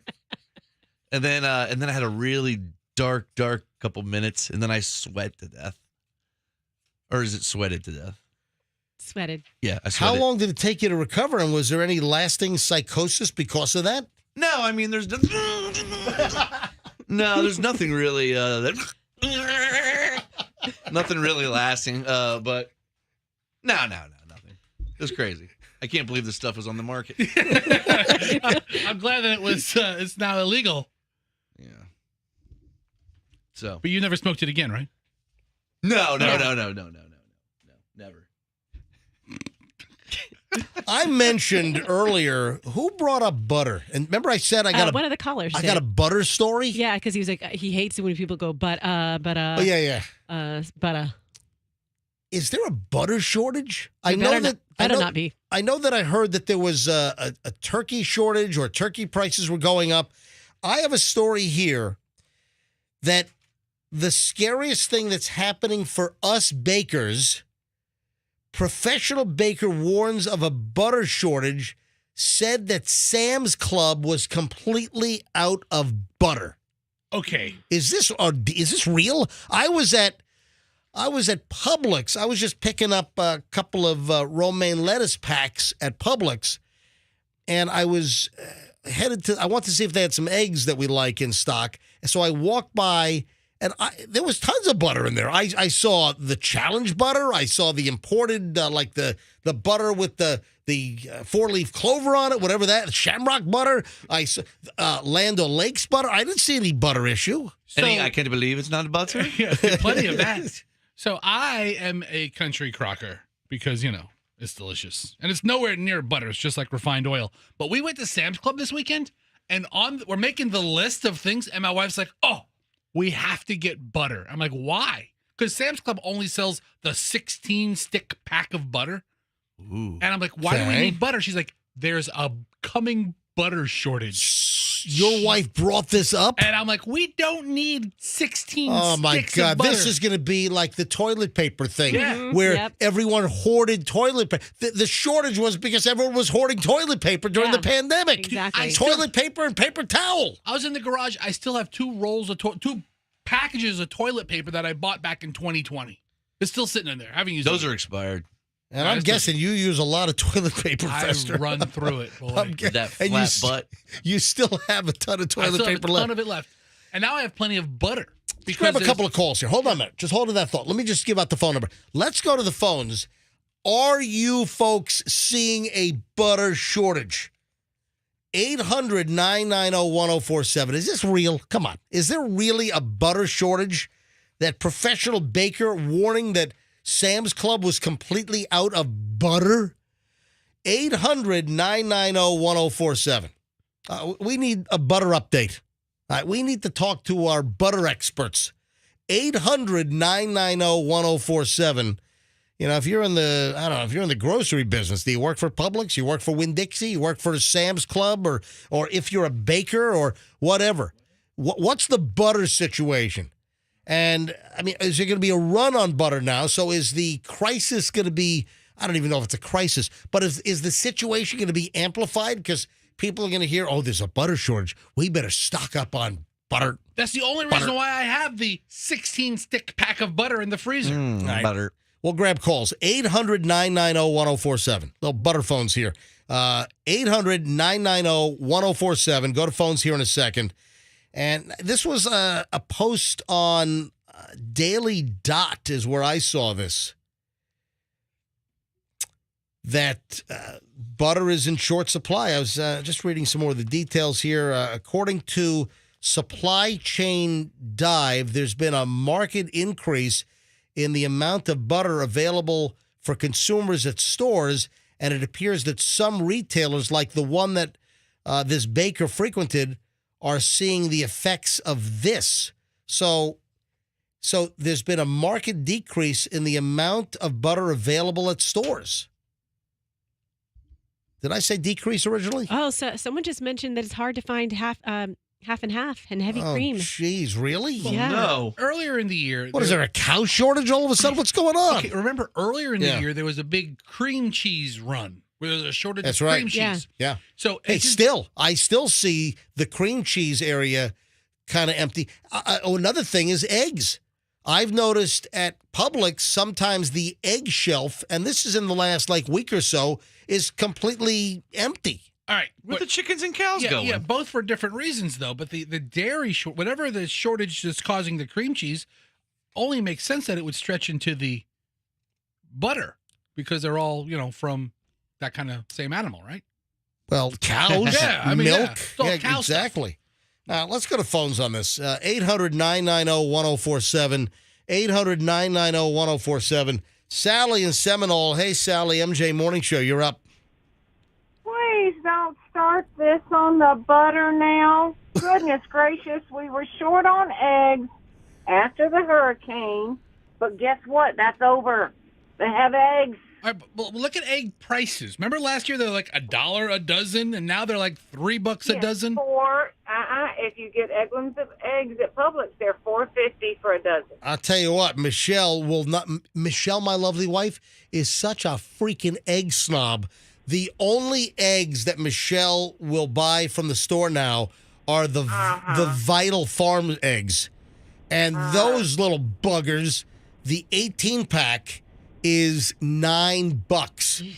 It's $8.99. Remember when the eggs used to go on sale, like a couple of bucks off, or like buy one, get one? Those days are gone. Yeah. I haven't seen that in a long time. All right, so Sally, you're yelling at me with, please don't start another butter short. What? That wasn't a yell, sweetie. You've never heard a yell. That was She sweetied you up. I'm all sweetied up good over here. All right. Yeah, buddy. Well, Sally, no, don't shoot the messenger here. I'm just telling a story. You're starting on. You're encouraging a rumor. Okay, we're just reporters in this capacity, Sally. Yeah. Don't shoot the messenger. We didn't make this up. We didn't conspire before the show. Okay, about 8:20, we're going to say, there's a shortage on butter. Run to the store. Sally's a tough cookie here. Sally, what do you do for a living? Sally, what do you do for work? Well, I'm an accountant. I have my own business, and I take care of and I babysit my grandchildren. Awesome. Thank you, Sally. Appreciate it. Melissa is in Trinity. Melissa, is there a butter shortage in your world? I have not seen one. I have not. I was at Sam's this past weekend, and they were loaded with butter. In fact, I got the 8-pack. It wasn't 16-pack; it's the 8-pack because I'm going to be doing holiday baking. But they were loaded with butter. Melissa, thanks for the call. Oh, Dawn is in Lakeland. Hang on. Dawn says she's a baker. Dawn, what kind of baking do you do? Hi, I'm not only an at-home baker and decorator, but I work with a friend of mine who owns a small bakery. And sometimes we can get everything we need in the way of butter for our orders, and other times we place an order and we might only be able to get 2 packs. And in my friend's business, I mean, we probably go through 12 4-packs of butter a week, if not more. Yeah, listen, if you're baking, you use a lot of butter, absolutely. Yeah, and it's really hard to find right now. And I mean, even just trying to get some to have in home. All right, now where, Dawn, is your baker pal? Where are they getting the butter? Are they getting it from food service companies, or are you just going to Sam's or Costco or wherever? Yeah, the local, like, either Sam's or, like, Walmart. Yeah, and even trying to find butter just for your home use. I can sometimes get my butter on my regular weekly grocery list, and other times one time it took me over 3 weeks just to get like 1 4-pack of butter. All right, I'm going to have to pay attention. But again, I saw butter. I know I saw butter last night, as a matter of fact. I went to get some lettuce. Was it last night, Monday night? Yeah, last night. I went to Publix last night to get some lettuce. And yeah, I went to see if they had Michelle's eggs, and I noticed that butter was in the case. So I guess it's just a matter of what? Geography? Who's got it? Let me grab Jim. Thank you, buddy, Dawn. Jim is next up. Jim's in Spring Hill. Jim, are you seeing a butter shortage? Well, I don't know. I just know I went shopping yesterday at Walmart, and they had no great value. The store brand butter. Yep. They none of that. All they had was Challenge butter and Land O'Lakes. Oh, Breakstone. No Land O'Lakes? Yeah, no Land O'Lakes. Land O'Lakes is the next cheapest, and then Challenge butter is the most expensive. Michelle. Wait a second. I'm trying to remember because I've purchased Challenge butter at Walmart because Michelle used to only use Land O'Lakes, but Michelle has now converted to Challenge. Michelle says Michelle says she likes the Challenge butter better than Land O'Lakes. Yeah, my wife does too. Anyway, hey, Jim, thanks. All right, a couple more calls and we're going to move on here. I'm going to have the segue of segues, ladies and gentlemen. I'm telling you right now, the segue of segues is coming up in a minute. Mike's in Lakeland. Hey, Mike, you're on the MJ Morning Show. Hi. Hey, I was listening to your show, and it's everything. It's not just butter. It's not just cream cheese. It's not just dairy. It's cookies. It's cereal. It's, when you ask about it, it's like, well, we're short-staffed right now. I mean, I'm staying at a hotel in Lakeland. I live in the People's Republic of Maryland. But even in Lakeland, you ask the hotel something. Well, we're short-handed right now. Everything's short-handed. Yeah. Everything's short. Food supplies are short. Staff help is short. I mean, Trump's out of office, so whose fault is it now? All right. Mike, thanks for the call. All right, Thanks, one Mike. more on this. Wow. Oh, it's Crazy Dave in Largo. We haven't heard from Crazy Dave in a while. Hey. What's up, Crazy Dave? Hey, I was at the Sam's Club Sunday morning in Pinellas Park. Absolutely no butter shortage. I bought the 16-pack stick pack you were talking about, so that was fine. A caller corrected. It said there was an 8-pack. No, it's not. It's a 16. It's 4 pounds of 16. butter. Yeah, you get 4 packages of 4 sticks. They might have bought a different brand, but the Sam's Club brand is 4x4s. Yeah, no, the Sam's Club brand was plentiful. Yeah, and there were plenty. Same with us. Yeah, the thing that was crazy was the eggs. They usually sell eggs in like a 3 dozen pack. They didn't have any of that, but what they were doing, they were selling eggs in like 15 dozen boxes. That's the only way they were selling eggs. They wanted like 54. Like you're the Waffle House with that big giant crate of eggs. It's not that they were just selling those eggs, Dave. That's all they had left, and that's for restaurant supply. All right, Crazy Dave, thanks. I appreciate it. Guy's crazy. Hey, MJ, I got a quick question. Before my crazy segue, go ahead. Did you really stab a tire, dude? What? Did you stab? You said you stabbed a tire. No, with evidence. Oh, you're talking about the Instagram photo. With a branch, it looks like. I didn't stab the tire. That wasn't me. Did. That was a joke. Oh. Dude, are you looking at my Instagram right now? Hold on, I just went to your Instagram. There's a Continental tire with a limb sticking out of it. Exactly. I didn't die. So. Oh, okay. I didn't read the caption for the phone. I didn't stab the tire. Even if you read my caption, do you really think I stabbed the tire? I mean, I thought, yeah, I could definitely see you doing it. Fester, read the caption for the photo of the stabbed tire. Tonight, while I was walking the dogs, this tire shouted obscenities at me, so I stabbed it with a stick. And there's a tire on a Chevy. It looks like it's a, I see the Chevy logo in the middle of the hubcap. That's a Continental tire, and there's like a 6-inch stick. Did you bow and arrow? Did you shoot it with a bow and arrow? It's bigger than a twig. I did not stab the tire. Clearly, I was joking. I wasn't walking the dogs when a tire started talking to me and yelling obscenities at me, and I didn't stab it. I mean, that sounds like some kind of crazy person on a subway platform in Manhattan that pushes you in front of a train. Yes. Sounds like all the television you've been watching, like the Game of Thrones thing and the Dahmer thing. It's just starting to rub off on you. No. The deal is, You're a tire serial killer? I was, by the way, we did finish Dahmer. We did finish Game of Thrones House of the Dragon last night. We caught up on episode 10, the season finale, last night. But I didn't get all stabby with the tire. No, I was walking the dogs, and I think I did a good thing. I'm walking the dogs, and when did I post? This is a couple of days ago. Oh, it's like 2 days ago. It's like 2 days ago. Oh, I think it might have been Sunday night. I was walking the dogs in the neighborhood, and I noticed that there's this Chevy SUV in a driveway of a neighbor, and I see these people in the yard quite a bit, and I wave, and they're say, like, oh crap, the radio guy's walking by again, he's waving. I say hello. Don't make eye contact. In the driveway, there's this SUV, and the tire is flat right on the driveway. On the concrete, tire is flat. And I'm looking at the tire. There is a stick that is jammed right through the sidewall of the tire. I've never seen anything like this.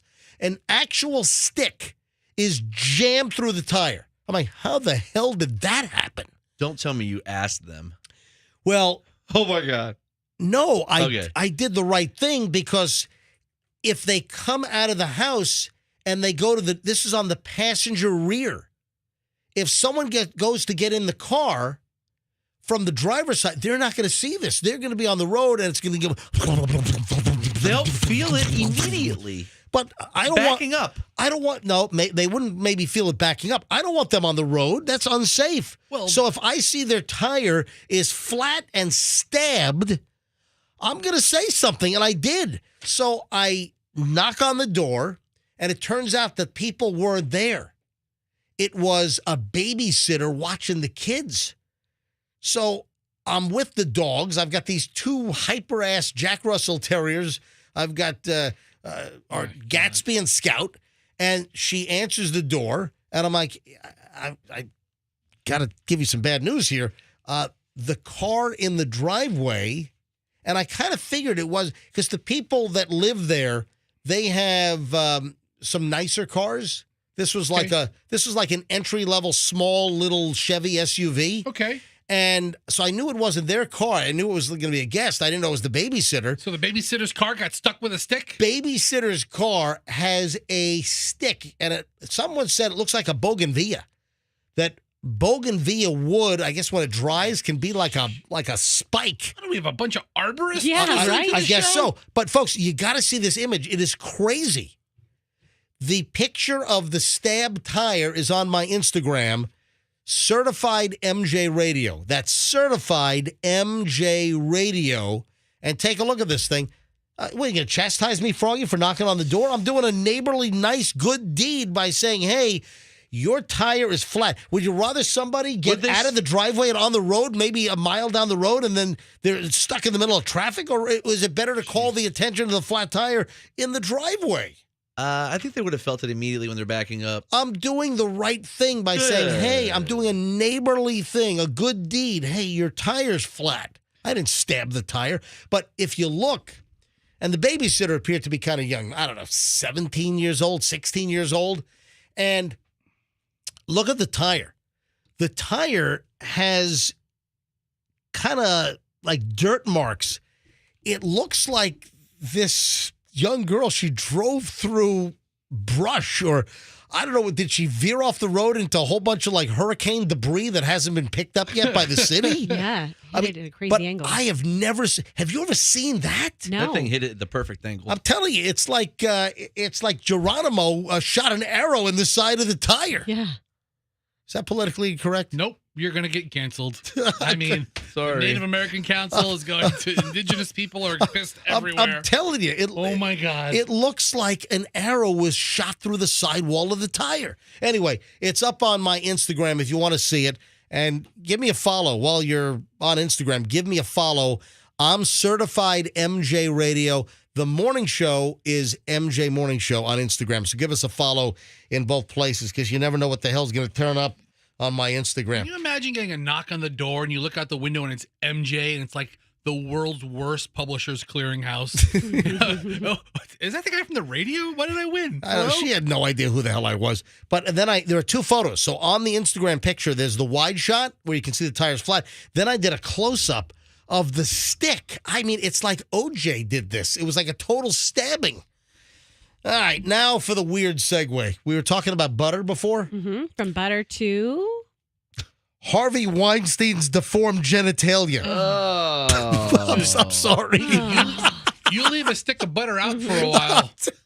I mean, there's no easy way to get into this. But well, if you have butter, maybe. I saw a headline. I don't think that's sanitary and safe. Okay. I think you might want to use something that's. I'm just proud of Roxanne for even making the joke. Good job, kid. Thanks. All right. Now, is that whipped butter or is that regular butter? Oh, she uses regular. Now, I saw this headline last night. I'm like, oh my God. Harvey Weinstein's deformed genitalia to be scrutinized at LA sex crimes trial. Because you remember the story. Mm-hmm. That Harvey Weinstein's junk was described as, I'm trying to remember, like it was like a deformed mushroom or something, or it was like crazy, whatever. That's like, remember the Jeffrey Epstein, the guy was like, is it true it looks like an upside down egg? And he's like, no, that's right. Yeah, it's like, what's up with these guys that all of them are all, is that a thing? If you're deformed, you're going to molest people and rape people? What I want to know is, how many guys have deformed genitalia? Is this really a big thing? Should we go to the deformed genitalia lines? All right. No. Yeah, I got one. I'm kidding. We're not going to the deformed genitalia line. Jeez, I got excited for a second. This is an old headline. No, don't read that headline. This is an old one. Do not read that headline. My God. Anyway. Oh, my gosh. Go back to that headline? No, do not read the headline. Anyway, Harvey Weinstein, who is accused of, Weinsteining a whole bunch of folks and, just horrific behavior, casting couch type behavior. What's the matter with it? I always get a kick out of watching these really important. Well, hold on. What did you say? I said, like, what's up with it? How is it deformed? Yeah. I mean, what is the deformity? That's what he meant. What's wrong with it? Not what's wrong with what he did. This guy's a troll of a human being. But what's wrong with the junk? Yeah, lots of Harvey Weinstein accusers. Apparently, it's like deformed. Ugh. His male genitalia allegedly looks like female genitalia. It's bizarre. Apparently, I don't know. I mean, what? We get old. Wait a minute. Get old Mario Brothers in there and sledgehammer the mushroom head. Boom. I dumped that. I dumped that. This show has had so much synchronicity because we were talking about the mushrooms earlier. We were talking about I dumped that, Fester. That's fine. Unfortunately, it lives on MJTV. No, fortunately. And it lives on the podcast, but I dumped that off of the FM 104.7 signal. You didn't need to say that. Don't hum the Mario Brothers music. He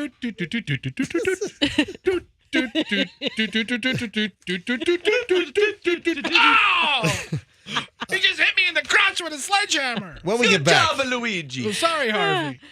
All right. When we get back, we got to talk about this whole Kanye West mess. Do you know that all eyes are on a major company? With the whole Kanye West thing, You realize that there's a major company that's on the hot seat right now? They are being called out, and people all over the world are waiting to see what this huge company that everyone's heard of is going to do. It's happened? When did this break? Hold on, when did this break? Because I went to bed late last night. What time? How long ago? They have it at 4:45. Oh, wow. Pacific. All right, so that's Pacific. So that's 7. It's an hour ago. All right, so there's an update. There's breaking news on this major company and Kanye West. Hold on a minute, ladies and gentlemen. Full details next. I knew they had to. All right, stand by. And the dollar number here is enormous. You got it, because I was wondering whether the dollars were going to speak or whether what is right was going to speak. And then you realize that Kanye also kind of, taunted them, kind of tempted this company. All right, hold on. All next. We'll make it all make sense in minutes on the MJ Morning Show here on Q105. Stand by.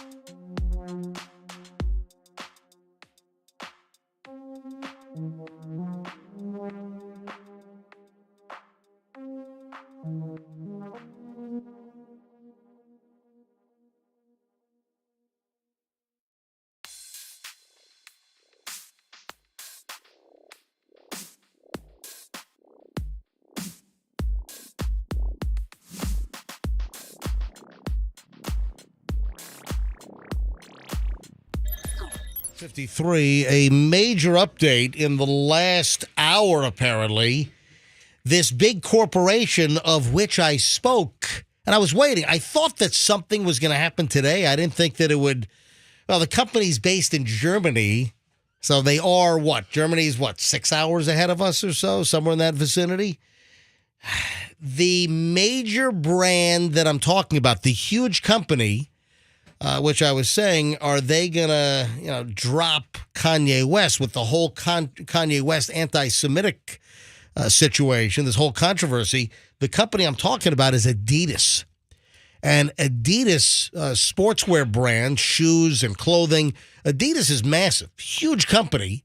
And Adidas, they're partnered with Kanye West on the whole Yeezy brand. The Yeezy shoes, the Yeezy apparel. So if you buy a pair of Yeezys, you're really just buying Adidas's? Yes. Yeah, but man, he sells out of those things. Those things are valuable. Guess what? It is over. Hang on, wrong button. Doing that a lot today. It's all right. So it's over. Yeah. So Adidas announced that they are ending the partnership with Kanye West. And this has been really under the microscope now for numerous days, because with Kanye West's comment about Jewish people, Kanye West made a comment that he was going to go DEFCON 3 on Jewish people. I watched that whole interview. It is painful. It is bonkers. Now, where was the original interview? It was on a show called Drink Champs. Yeah, now a bunch of rappers. Now, where does that run? Is it It's a YouTube show. So it's a YouTube channel? Yeah, and there's a bunch of old rappers. They sit around and they talk about they interview different rappers and they get hammered. And he was drinking a lot during that episode, I will say. But also, the guy's not mentally stable. No, definitely not. No. I had Froggy and Roxanne in unison. Can we get, let's do that. Let's do this again. He is not mentally stable. No. I mean, the same high pitch, everything. Nice falsetto. That was like almost choreographed, but it wasn't. Kanye West clearly has mental issues. He's acknowledged that. He's talked about his bipolar disorder. Right. I had somebody send me a note that I'm going to get sued by Kanye West for saying that he has mental problems. Oh, that would be awesome. Wait, he admitted that he has mental problems. I mean, this has been written about. I'm not diagnosing him out of bounds here on the MJ Morning Show. It's known. But the guy clearly is mentally ill. The guy has a mental problem. There's something wrong. So he made this comment that he's going to go all DEFCON 3 on Jewish people. What does that mean? Well, he's going to attack Jewish people? He's going to verbally attack. He's going to call them. For whatever reason, he's got an issue. Do you remember the context of exactly what he said, Froggy? Oh, my gosh. MJ, look at this. The interview was it like a couple of hour-long conversation, Froggy? MJ, what's amazing is if you go to the Kanye West, and it's been taken down a bunch of times, it's been re-uploaded, but the latest one that I watched, they have it listed everything that you could, it's a 3-hour interview. Yeah. He did a 3-hour interview with these drink dudes? Oh, they must have taken down the one. They had 3 hours, and they had it listed on YouTube. You could go to each time, and he talks about everything. I mean, and there's a bunch of anti-Semitic speak. Anti-Semitic, not Semitic. Semitic. So I also, was this the same interview? No, it's kind of anti-Semitic. Let me see if I can find it. Yeah, Fester. Is this the same interview where he kind of insulted the death of George Floyd? Was this all in one interview? Or was that in that one too? I know that his family wants to sue them. Sue him. Exactly. George Floyd's family, they're talking about preparing a lawsuit to go after Kanye West. So in this 3-hour interview, he's managed to offend all kinds of people. Apparently it's white people, it's black people, right? It's Jewish people. Completely different communities. It's everyone. Wow. But apparently with George Floyd, he said something like he died from a fentanyl overdose or something. Yeah. And the family wants to sue Kanye West over that. They do. What I'm about to say, please don't take this in any way that I'm defending him, but just to add some context. Are you sure you want to say what you want to say? Well, no, I'm just telling you that I have a friend who used to kind of date him. Oh my she's God! not Wait my- a minute. You had a friend that used to date Kanye West? It was more, flirty, whatever. I don't think. Oh my God! It's not like they slept together or anything like that. It's But- not like No, they didn't. They No. did not. So But- she dated Kanye You know, West, but they she didn't hung out sleep with together. him. She hung out with him. He liked her. How long ago was this? This is years ago, and I I like haven't. you, but I don't want to sleep with you. I haven't talked to her in years. Maybe so, we can just be friends. But she did tell me, like when I asked her what he was like, she said that he is absolutely brilliant and eccentric, and he didn't have a phone. He never had a cell phone. Like you had to, if you want to get in touch with him, you had to email him. But again, that's what I'm saying. I'm not saying this in defense of him at all. He's crazy. Who else is like that? There's another star that doesn't have a phone. Bill Murray doesn't. Was that it? There are a few of them that don't, but Bill Murray's definitely one. He doesn't have a cell phone. Why do they keep taking down the interview? Yeah, Froggy's looking for the Drink interview. Champs interview. Well, the interview is now evidence in a lot of things. It's very controversial. No, but if the Drink Champs have a channel, they're going to get all kind of attention. Why would they want to take it down? It got taken down off their page. Yeah, I think the community that they serve got really offended, certainly by his George Floyd comments, and they originally pulled it down because of that. The update is this. The update is that Adidas has canceled the business relationship with Yeezy, with Kanye, or Ye, whatever the hell he calls himself these days. I call him off his rocker. But Kanye, do you know how much that deal was worth? I can't even imagine. Do you know last year how much money in Kanye Yeezy merchandise was sold by Adidas? I saw this number last night. Take a guess. How much money did Adidas sell, retail numbers of Kanye West merchandise with the Yeezy brand? Take a guess. Take a guess. $10,000. Hey, that was my guess. Stop it. How much money? $15,000. I would say $100 million. $1, Bob. Yeah, I mean- $1, Bob. I mean, $100 million just sounds like it might be the right number. Really? I mean, I don't guess. know. I have no idea. I'm sure low, man. You're closer. $1 billion? Yes. Keep going higher. 1 quadrillion? No, it's not 1 quadrillion. Hey, Andrew, do we have the 100? Do we have the Dr. Evil, the we actually have that in there. It's in the computer. $2 billion. Oh, whoa. The Yeezy brand through Adidas sold $2 billion worth of merchandise. And that's why 1 billion, gajillion, fifillion, shabadoo. there you go. That's how much was sold last year. That's why all eyes were on Adidas. And there were hashtags boycott Adidas. After Kanye made the anti-Jewish remarks, there was a complete campaign. Hashtag boycott Adidas. And everyone was watching Adidas. And Adidas was pretty quiet on this matter. And then, as Andrew just informed us 15 minutes ago or 20 minutes ago, the news had just broken in the last hour that Adidas has ended a deal, walking away from $2 billion in sales.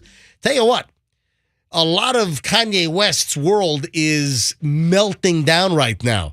The divorce attorneys that were handling his case, they canceled him. They've walked away. The talent agency, the huge LA CAA. They let him go? CAA, one of the biggest artist representative agencies in the world, fired Kanye West as a client over this. Didn't he have Camille Vasquez? He did. That's right. Yeah. And she that was quit. Johnny She's Depp's like, attorney. Forget this. I Yep. thought Johnny Depp was crazy. She's out. The firm is out. They're done. And then celebrities were all over the place urging Adidas to drop Kanye, but Adidas was very, very quiet. And did you, we've got it. Andrew pulled it. Did you hear the audio bite of Kanye West, like almost daring Adidas? He's insane. He is. Listen to this. This is nuts. Listen to Kanye. The thing about it being Adidas is like, I could literally say anti-Semitic and they can't drop me. I could say anti-Semitic things and Adidas can't drop me. Now what? my God, that's like poking the bear. He was taking his finger and just poking Adidas in the chest. Yeah, you can't fire me. Go ahead, fill my shoes. I mean, quite literally, Yeezys. Yeah. And Adidas. The news broke because they're headquartered in Germany, and that's a whole different story. That's the other side of it. I didn't know they were a German company. Yes, guys, listen. The Adidas story is really complicated. Did the Nazis wear them? Yes. That's what I always heard. A lot of people, yes. Yeah. A lot of people don't know this. The founder of Adidas, it was a guy and his brother. Two guys, they founded Adidas. A lot of people don't know it's actually pronounced Adidas. I'm just going to say Adidas. Yeah. Now, are you serious? Yes. What are you saying? That's German for... Are you making it up? That's a German... Adidas. Sorry. Now, the story is there's kind of a seedy backstory to Adidas and Nazi Germany, because the brothers, they joined the Nazi party. And they were making athletic shoes. They were making footwear for the Nazis. These are fantastic shoes. So the Adidas company has a history that they really kind of want to forget with Nazi Germany.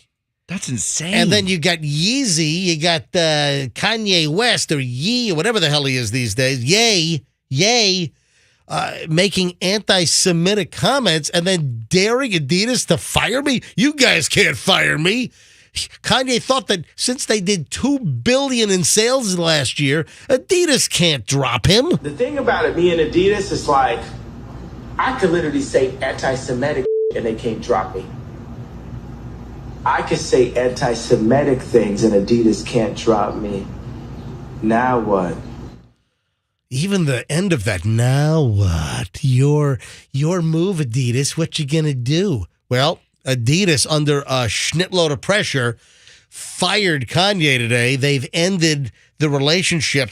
I've got the statement here, but back to Adidas for a second. One brother with Adidas stayed with Adidas. The other brother, they had a falling out, the two brothers. And do you know the second brother? He went on to form... U2. Axis. No. Puma. Yes. I was actually I was trying to think of that to make a funny guess, but it's for real. I knew it was one of those brands that... 100% right. The other brother went on to form Puma. Yeah, I know it was one of those not top-tier brands, but still big shoe companies. I like a Puma. I loved... When I was a kid, I used to wear those Pumas. Do you remember the suede Puma shoes? Yeah. They have the suede ones that they came in like red and purple and green and orange. They had those suede shoes. I had those blue and yellow And ones. guess what? If your foot got wet, your foot was stained the color of those shoes for weeks. Dude, you can buy them on Amazon for $64. Yeah, the old suede ones, What the color do you classics. They got every color. Yeah. MJ, can I ask a question about Kanye? Well, like I'm a Kanye expert over here? He'll know. So Your ask him. personal opinion. Yeah, go ahead. This downward spiral seems to be getting really heavy with the guy.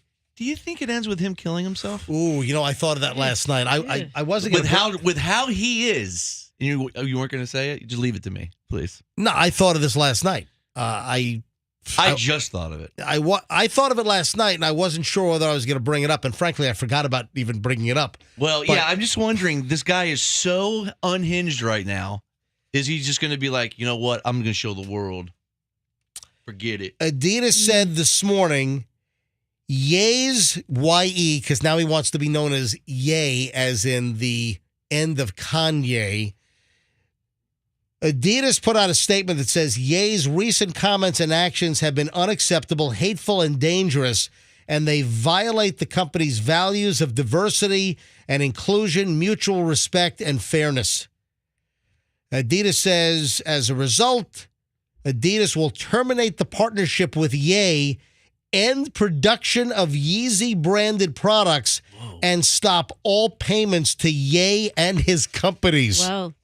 So that's the latest news, but I swear the last couple of days when I've been doing show prep, you're just bombarded with stories related to him, like the one about Kim Kardashian. They're getting on her, too. Well, Somebody's that's why coming after her. She put out a statement. Did you see? She's all worried and I have that here as well. Kim Kardashian is all worried about getting dragged into Kanye's anti-Jewish statements. That Kim Kardashian put out a statement yesterday that read, "Hate speech is never okay or excusable. I stand together with the Jewish community and call on the terrible violence and hateful rhetoric towards them to come to an immediate end." So that was, man, everyone's like running away from Kanye. No one wants to be associated. And Froggy, that's a morbid thought.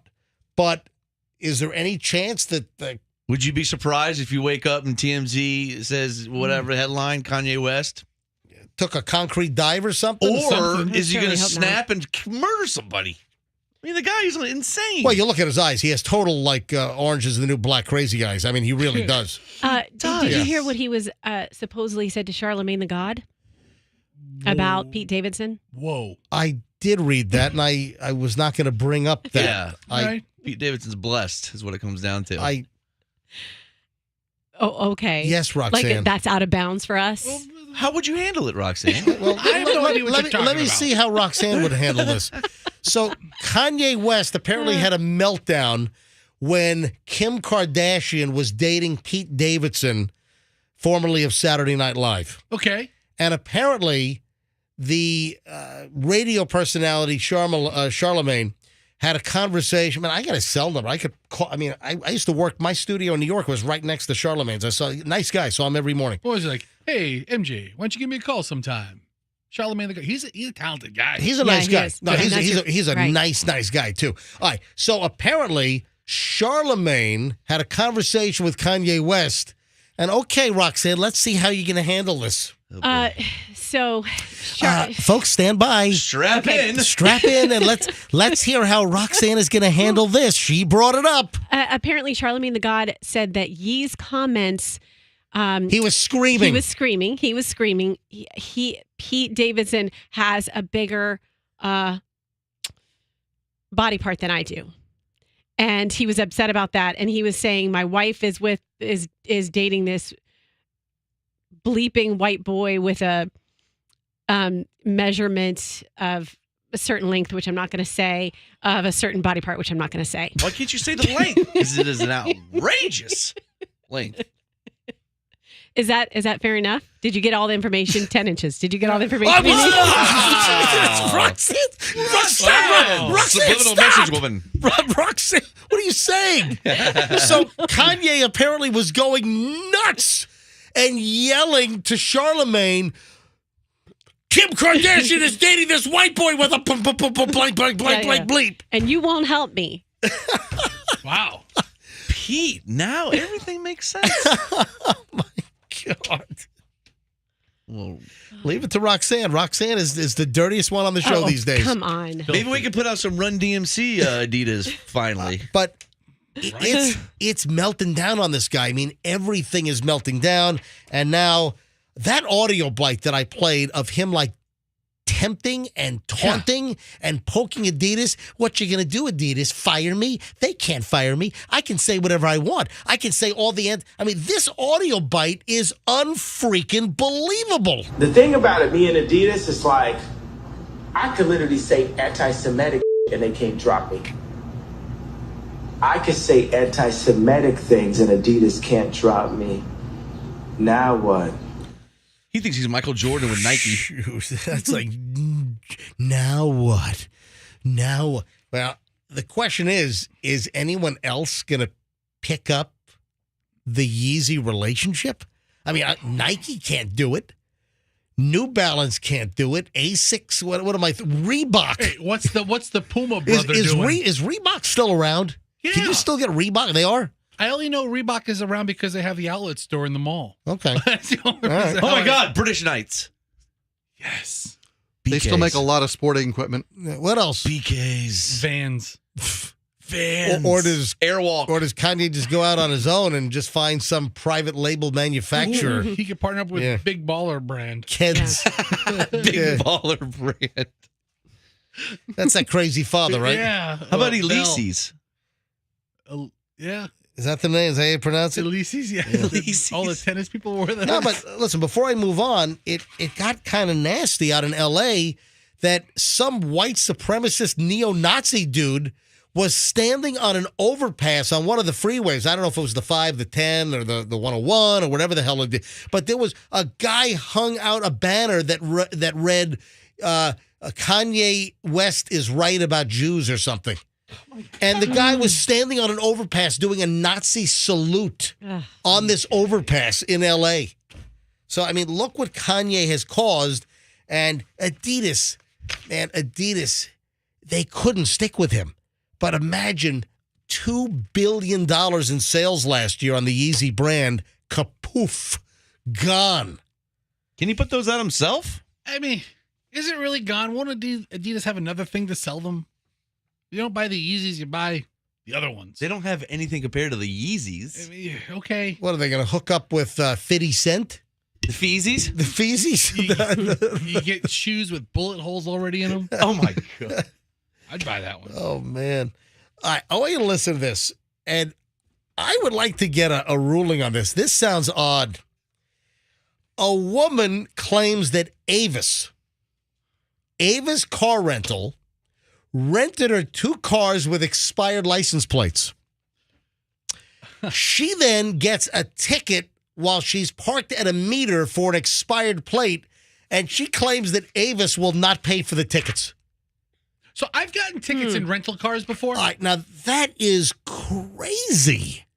And they eventually track you down when you get a ticket. They in a rental. do, but also But it's their fault. Keep in mind that in most cities, the meter maids that come around, and if you're expired in your parking spot, a lot of times those meter maids, they will look for other items. Like if you have expired registration on your tags, or some states have the sticker in the window. So those meter maids will not only write you a ticket for an expired meter, they'll find other issues that they can potentially ticket you for.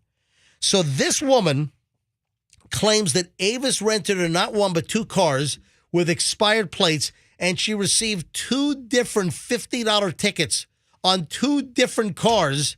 She said that she called Avis support to say, hey, I've got tickets in your car. And Avis told her, you got to pay for those tickets yourself. Wait, how could that be if the car company is not keeping the car? It's not like the customer can go get a registration sticker and put it on the Avis rent-a-car. All right, here's your rental documents. After this, just run to the DMV. We've made an appointment for you. Go ahead and already. renew the registration. There has to be some attorney willing to take this one up. I got to believe that has to be the case. But she says that she's got 2 $50 citations, and It sounds like she's dealing with an employee that just can't think properly. Like, oh, no, I have to follow the rules. Now, if you got the ticket, you're responsible for it. in one of the instances, Avis gave her a new car without expired plates, but they told her that you have to resolve the ticket issue on your own. So I would lose my mind of rage. That's crazy. It sounds illegal. It's nuts.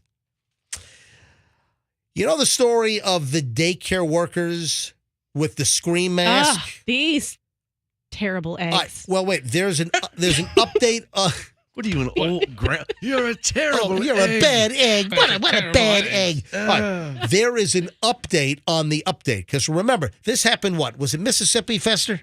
One of those Hicknatucky states. It was Mississippi. Mississippi, Louisiana, Arkansas. Daycare workers scared the bejesus out of these kids. Do we still have the audio bite up here? Hang on. Oh, here we go. This is tough to listen to, but just for context, they were hit with felonies. That was the update. And then there's even another update, but then there's a whole different story.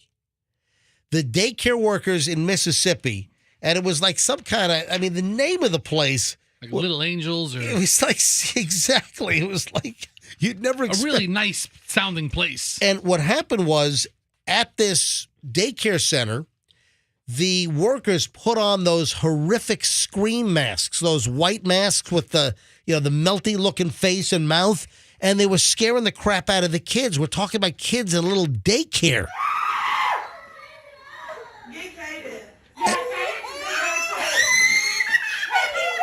And they're walking around scaring the kids. It's awful. It's terrible. Listen to the kids.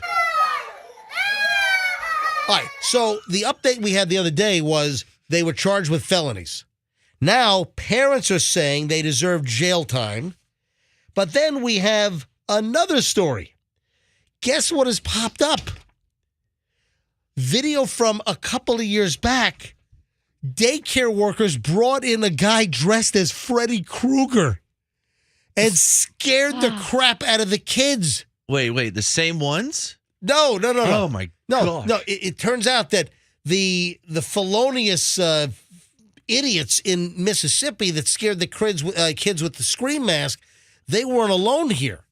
It turns out that a video clip, you're going to love this, from Shirley's Victorious Learning Center here in Florida from 2016 has popped up. Fester, can you do a search and tell me where Shirley's Victorious Learning Center is here in Florida? I will. Now, I don't know if they're still around. I don't know where they are. I meant to look this up last night. But a video on the heels of the scream mask situation, a video is turned up online from 2016. Shirley's, where is this? It's in Jacksonville. All right. It has a 1-star rating? No, it doesn't. Well, I mean, according to the Google, it does. No, that's Yelp. That's a Yelp review. Well, I typed in if you look, that's Yelp. Shirley's Victorious is 2 reviews and 1 star. Go back. That's not very victorious. Go back. That is Yelp. If you look at the Google review, they have a 4.9 on Google. Ooh, now we're talking victory. Yeah. Shirley's Victorious Learning. Yelp 1 star, and then Google has all stars with a 4.9. Now, I've got audio. Now, nothing happened there. There were no charges. No one was arrested. No felonies. And back at Shirley's Victorious Learning Center, they bring in a creepy guy dressed up as Freddy Krueger with the whole striped sweater on, the mask, the hat, the whole hand thing going on. Here, listen to this. This is audio of Freddy Krueger from 2016. No complaints.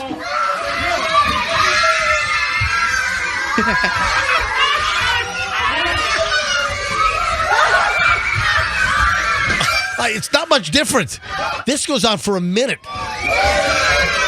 I'm not going to play a minute. Yeah, please stop playing it. All right. How old are these ones? They're again, it's a daycare center. They're like 3, 4, 5 years old. Yeah, they're young When's kids. a chainsaw massacre going to bust through They're the door? youngins. But apparently, with the Jacksonville case, the parents were told ahead of time. What parent would say, yeah, that's a great idea? Why don't you send a Freddy Krueger guy in to scare the bejesus out of my kids? Hello, kids. I can't get through to my kids. Maybe old Freddy can. What street was Shirley's Victorious Learning Center on? Elm Street. That's what I want to know. No, they're on Edison Avenue. It's a nightmare on Edison Avenue in Jacksonville, Florida. You know what we ought to do? We ought to call them up. Hey, Fester, I'm going to dial them up. Yeah. And I want you to pick up the phone and see if they'll talk to us on the air. Sure. All right? 904. Hang on a minute. Is that... and is that... okay. Yep. All right, calling up Shirley's Victorious Learning Center in Jacksonville. All right, Fester, pick up the line and see if they'll talk to us. I'm looking for a substitute position. Hey, how are you? This is Fester from the MJ Morning Show. We're a radio show. We wanted to talk to you about Freddy Krueger and the video that came out yesterday. Or from 2016. Is anybody... Hello? Click? Got to click. Yeah, straight click. Click. I couldn't be happier on the line, though, right? No, you were very Click. cheery. Yeah, he hung up. They just hung right up on you. Yeah, Oh. I'm sorry. Darn it. They answered. Not their proudest moment. I should have asked for Shirley. God, I was hoping to get an interview or something. Didn't go the way we planned. Yeah, so a tale of 2 different scary scenarios at a daycare center. Freddy Krueger, no charges, no felonies. That's right. Scream mask in Mississippi, they're going to jail. Good. I mean, Poor kids. If the screen people would have said, hey, and by the way, today we're going to scare the crap out of your kids, and the parents would have said, okay, that's fine, then there'd be no charge. Roxanne, when we get back, you want to talk about the ER visit? Oh, yeah, sure thing. Guys, did you know that Roxanne had an ER visit this past weekend?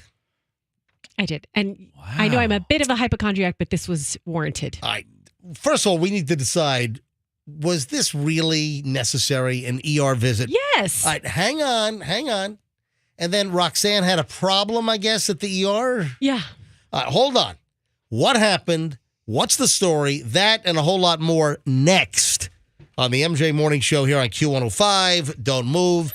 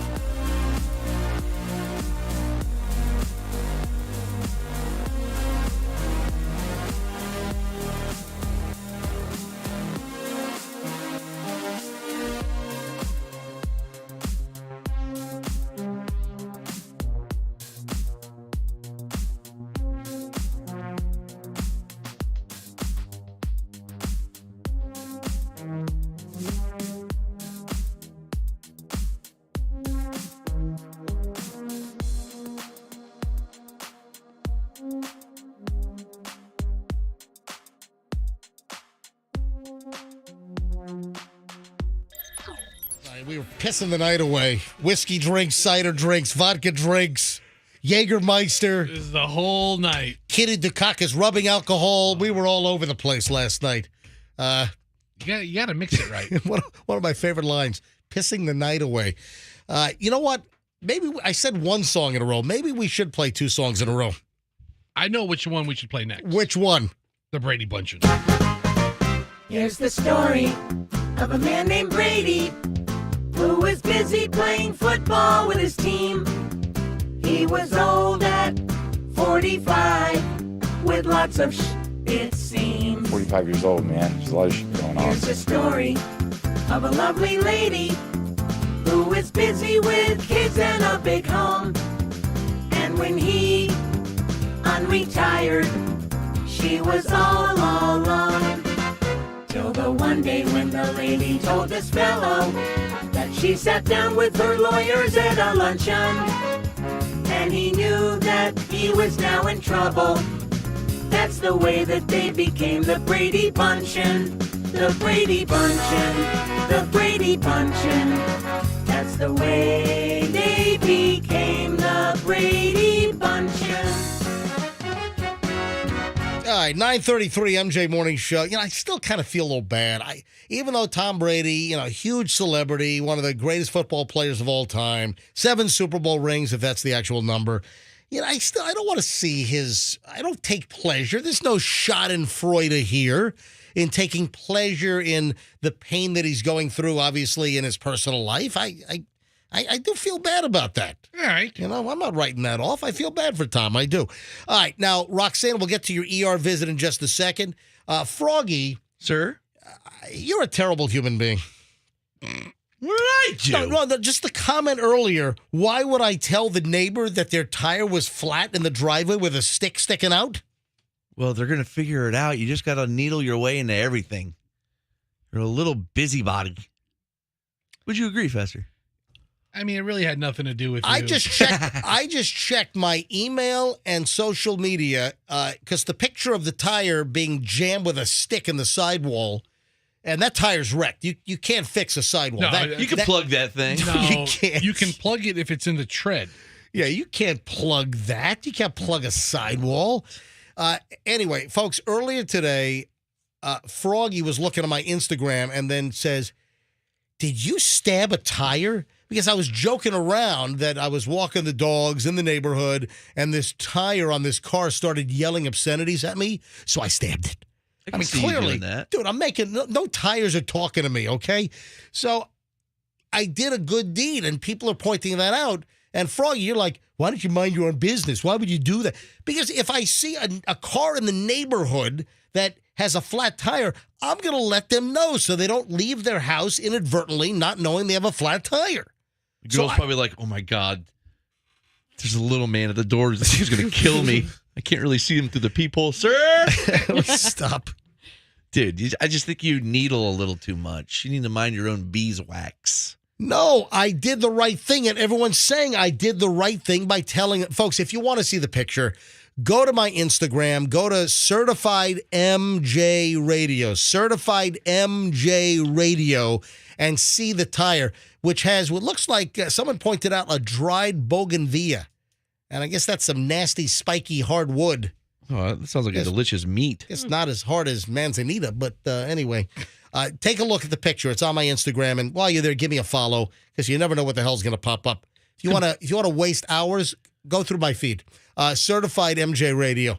All right, Roxanne, you spent time at the ER over the weekend. Why are we just finding out about this now? Yeah, I just thought about it. Well, it's funny because I was just talking with one of my girlfriends the other day, and she's like, you're lucky you haven't had to take your kids to the ER for any accident-related things. Jinx. Yep. And so then that happened. So that was kind of in the back of my head. When was this? Saturday. I had a really nice, mommy-daughter day. I took the kids What time Saturday?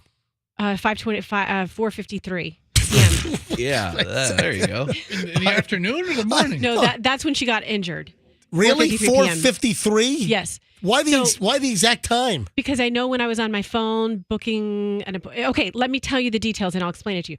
So I took the girls horseback riding. I took them to a park, and the whole time I'm like, They have horses at a park? no, this is a different place. Horse park for kids. Horse park for kids. All right, so And- Roxanne has a 2.5-year-old and a 5-year-old. Yes, and the whole time I'm like, Roxanne, watch Daviana. She's a maniac. And I'm like standing under her. She's climbing on all the jungle gyms and all that. And so then Doug comes and meets us at the park, and I'm like, I'm going to go home and take a shower, go get my toes painted. Is that Dig Dug? Yes. So I'm like, they're yours. Take them. So Mommy's been with them. we had Roxanne and Dig Dug together in the park? Yes. Doug. In the park. Exactly. And so I'm like, okay, we kind of divide and conquer sometimes on the weekend. Sometimes we do family stuff. Why did you obviously. end up in the ER? So then I go home, I'm in the shower, and the baby comes, Daviana, the 2.5-year-old, comes flying through the door in the bathroom. With an axe. Here's Johnny. Here's Davi. That's right. And she's screaming, and she's like, just like, your kid's different screams. And this was a painful scream. Ooh. So then Doug's following her, and he's like, so you're like "She's a fine." mommy animal that can tell when its baby Yes. cub is making a certain noise? Yes, Okay. I know her cries, and her cries are usually short-lived, and her more about drama. But she was 'cause really you let your kids run all over you. All over. I mean, when I've called MJ, what? Okay, that's not what this is about. I'm sorry. Go ahead. All over. Go ahead. Okay, so then all of a Todd sudden, Schnitt, child psychologist. All right, go ahead. Doug is walking closely behind her, and he's like, "She's fine, she's fine, she's fine. Just a little fall." So I get out of the shower and I look at her, and she's got like this goose egg coming on her head, Like a cartoon lump? Yes. Like that lump that goes, "Whoa." Exactly. And Okay. I have no information at this point. So I'm like, get back in the car. First I say, what happened? She fell out of the car. You know how independent she is. She likes to do things on her While own. Doug was driving, she fell out of the car in an intersection? My God. And Doug. Where'd she fall out of the car? In the driveway. Because she likes to do things by herself. Brutal. So she got her she was like, I do it. And I guess she got her legs tripped up, and she just landed on the concrete on her head. She wanted to get out of the car by herself, instead of being lifted out of the car, out of the car seat. She's trying to be Now, you guys don't believe in car seats, right? Oh. Who does? I'm kidding. I'm joking. All right, go ahead. And? So then I said, exit this bathroom and go take her directly to the ER. So then I finished taking my shower, and I took our other daughter, and I had conditioner in my hair, and I don't even think I rinsed it all out. And then I met them at the ER. You just can't mess around with head injuries for kids. Did you have to do your hair before you went to the hospital? No, I didn't. I went with wet hair, but I had to rinse the conditioner out of it. Like a mess? Did you put makeup on? No, I didn't. What if Dr. McSteamy's there? All right. So how far ahead was Dig Dug at the hospital ER with your daughter? Somehow we ended up pulling up at practically the same time. How the heck did that happen? That's another part of this story okay. So, but what, we they get stopped there, to get a milkshake on the way? What happened? He said she was being a pill about getting in her car seat when they left. So anyways, I talked to the doctor. You can't mess around with head injuries for young children because they can't tell you how they are feeling as well as older children can. But she's fine.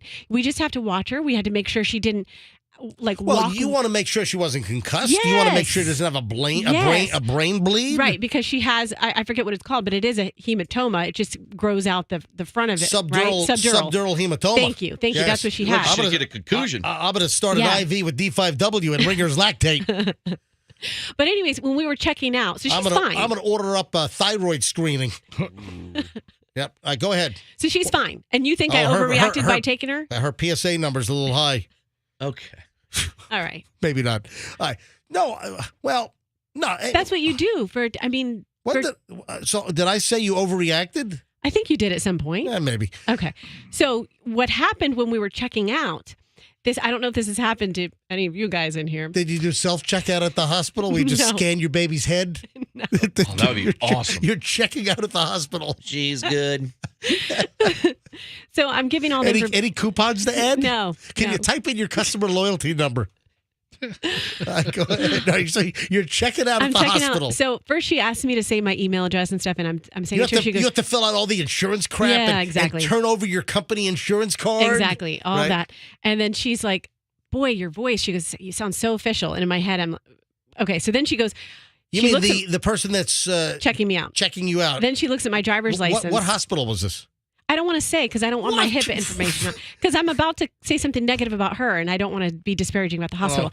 Okay, so in any case, she was like, Roxanne. You're about to disparage the checkout lady at the hospital? Not disparage, but I'm just going to point something out. She said, Are you. Are you going to call her a slut? No.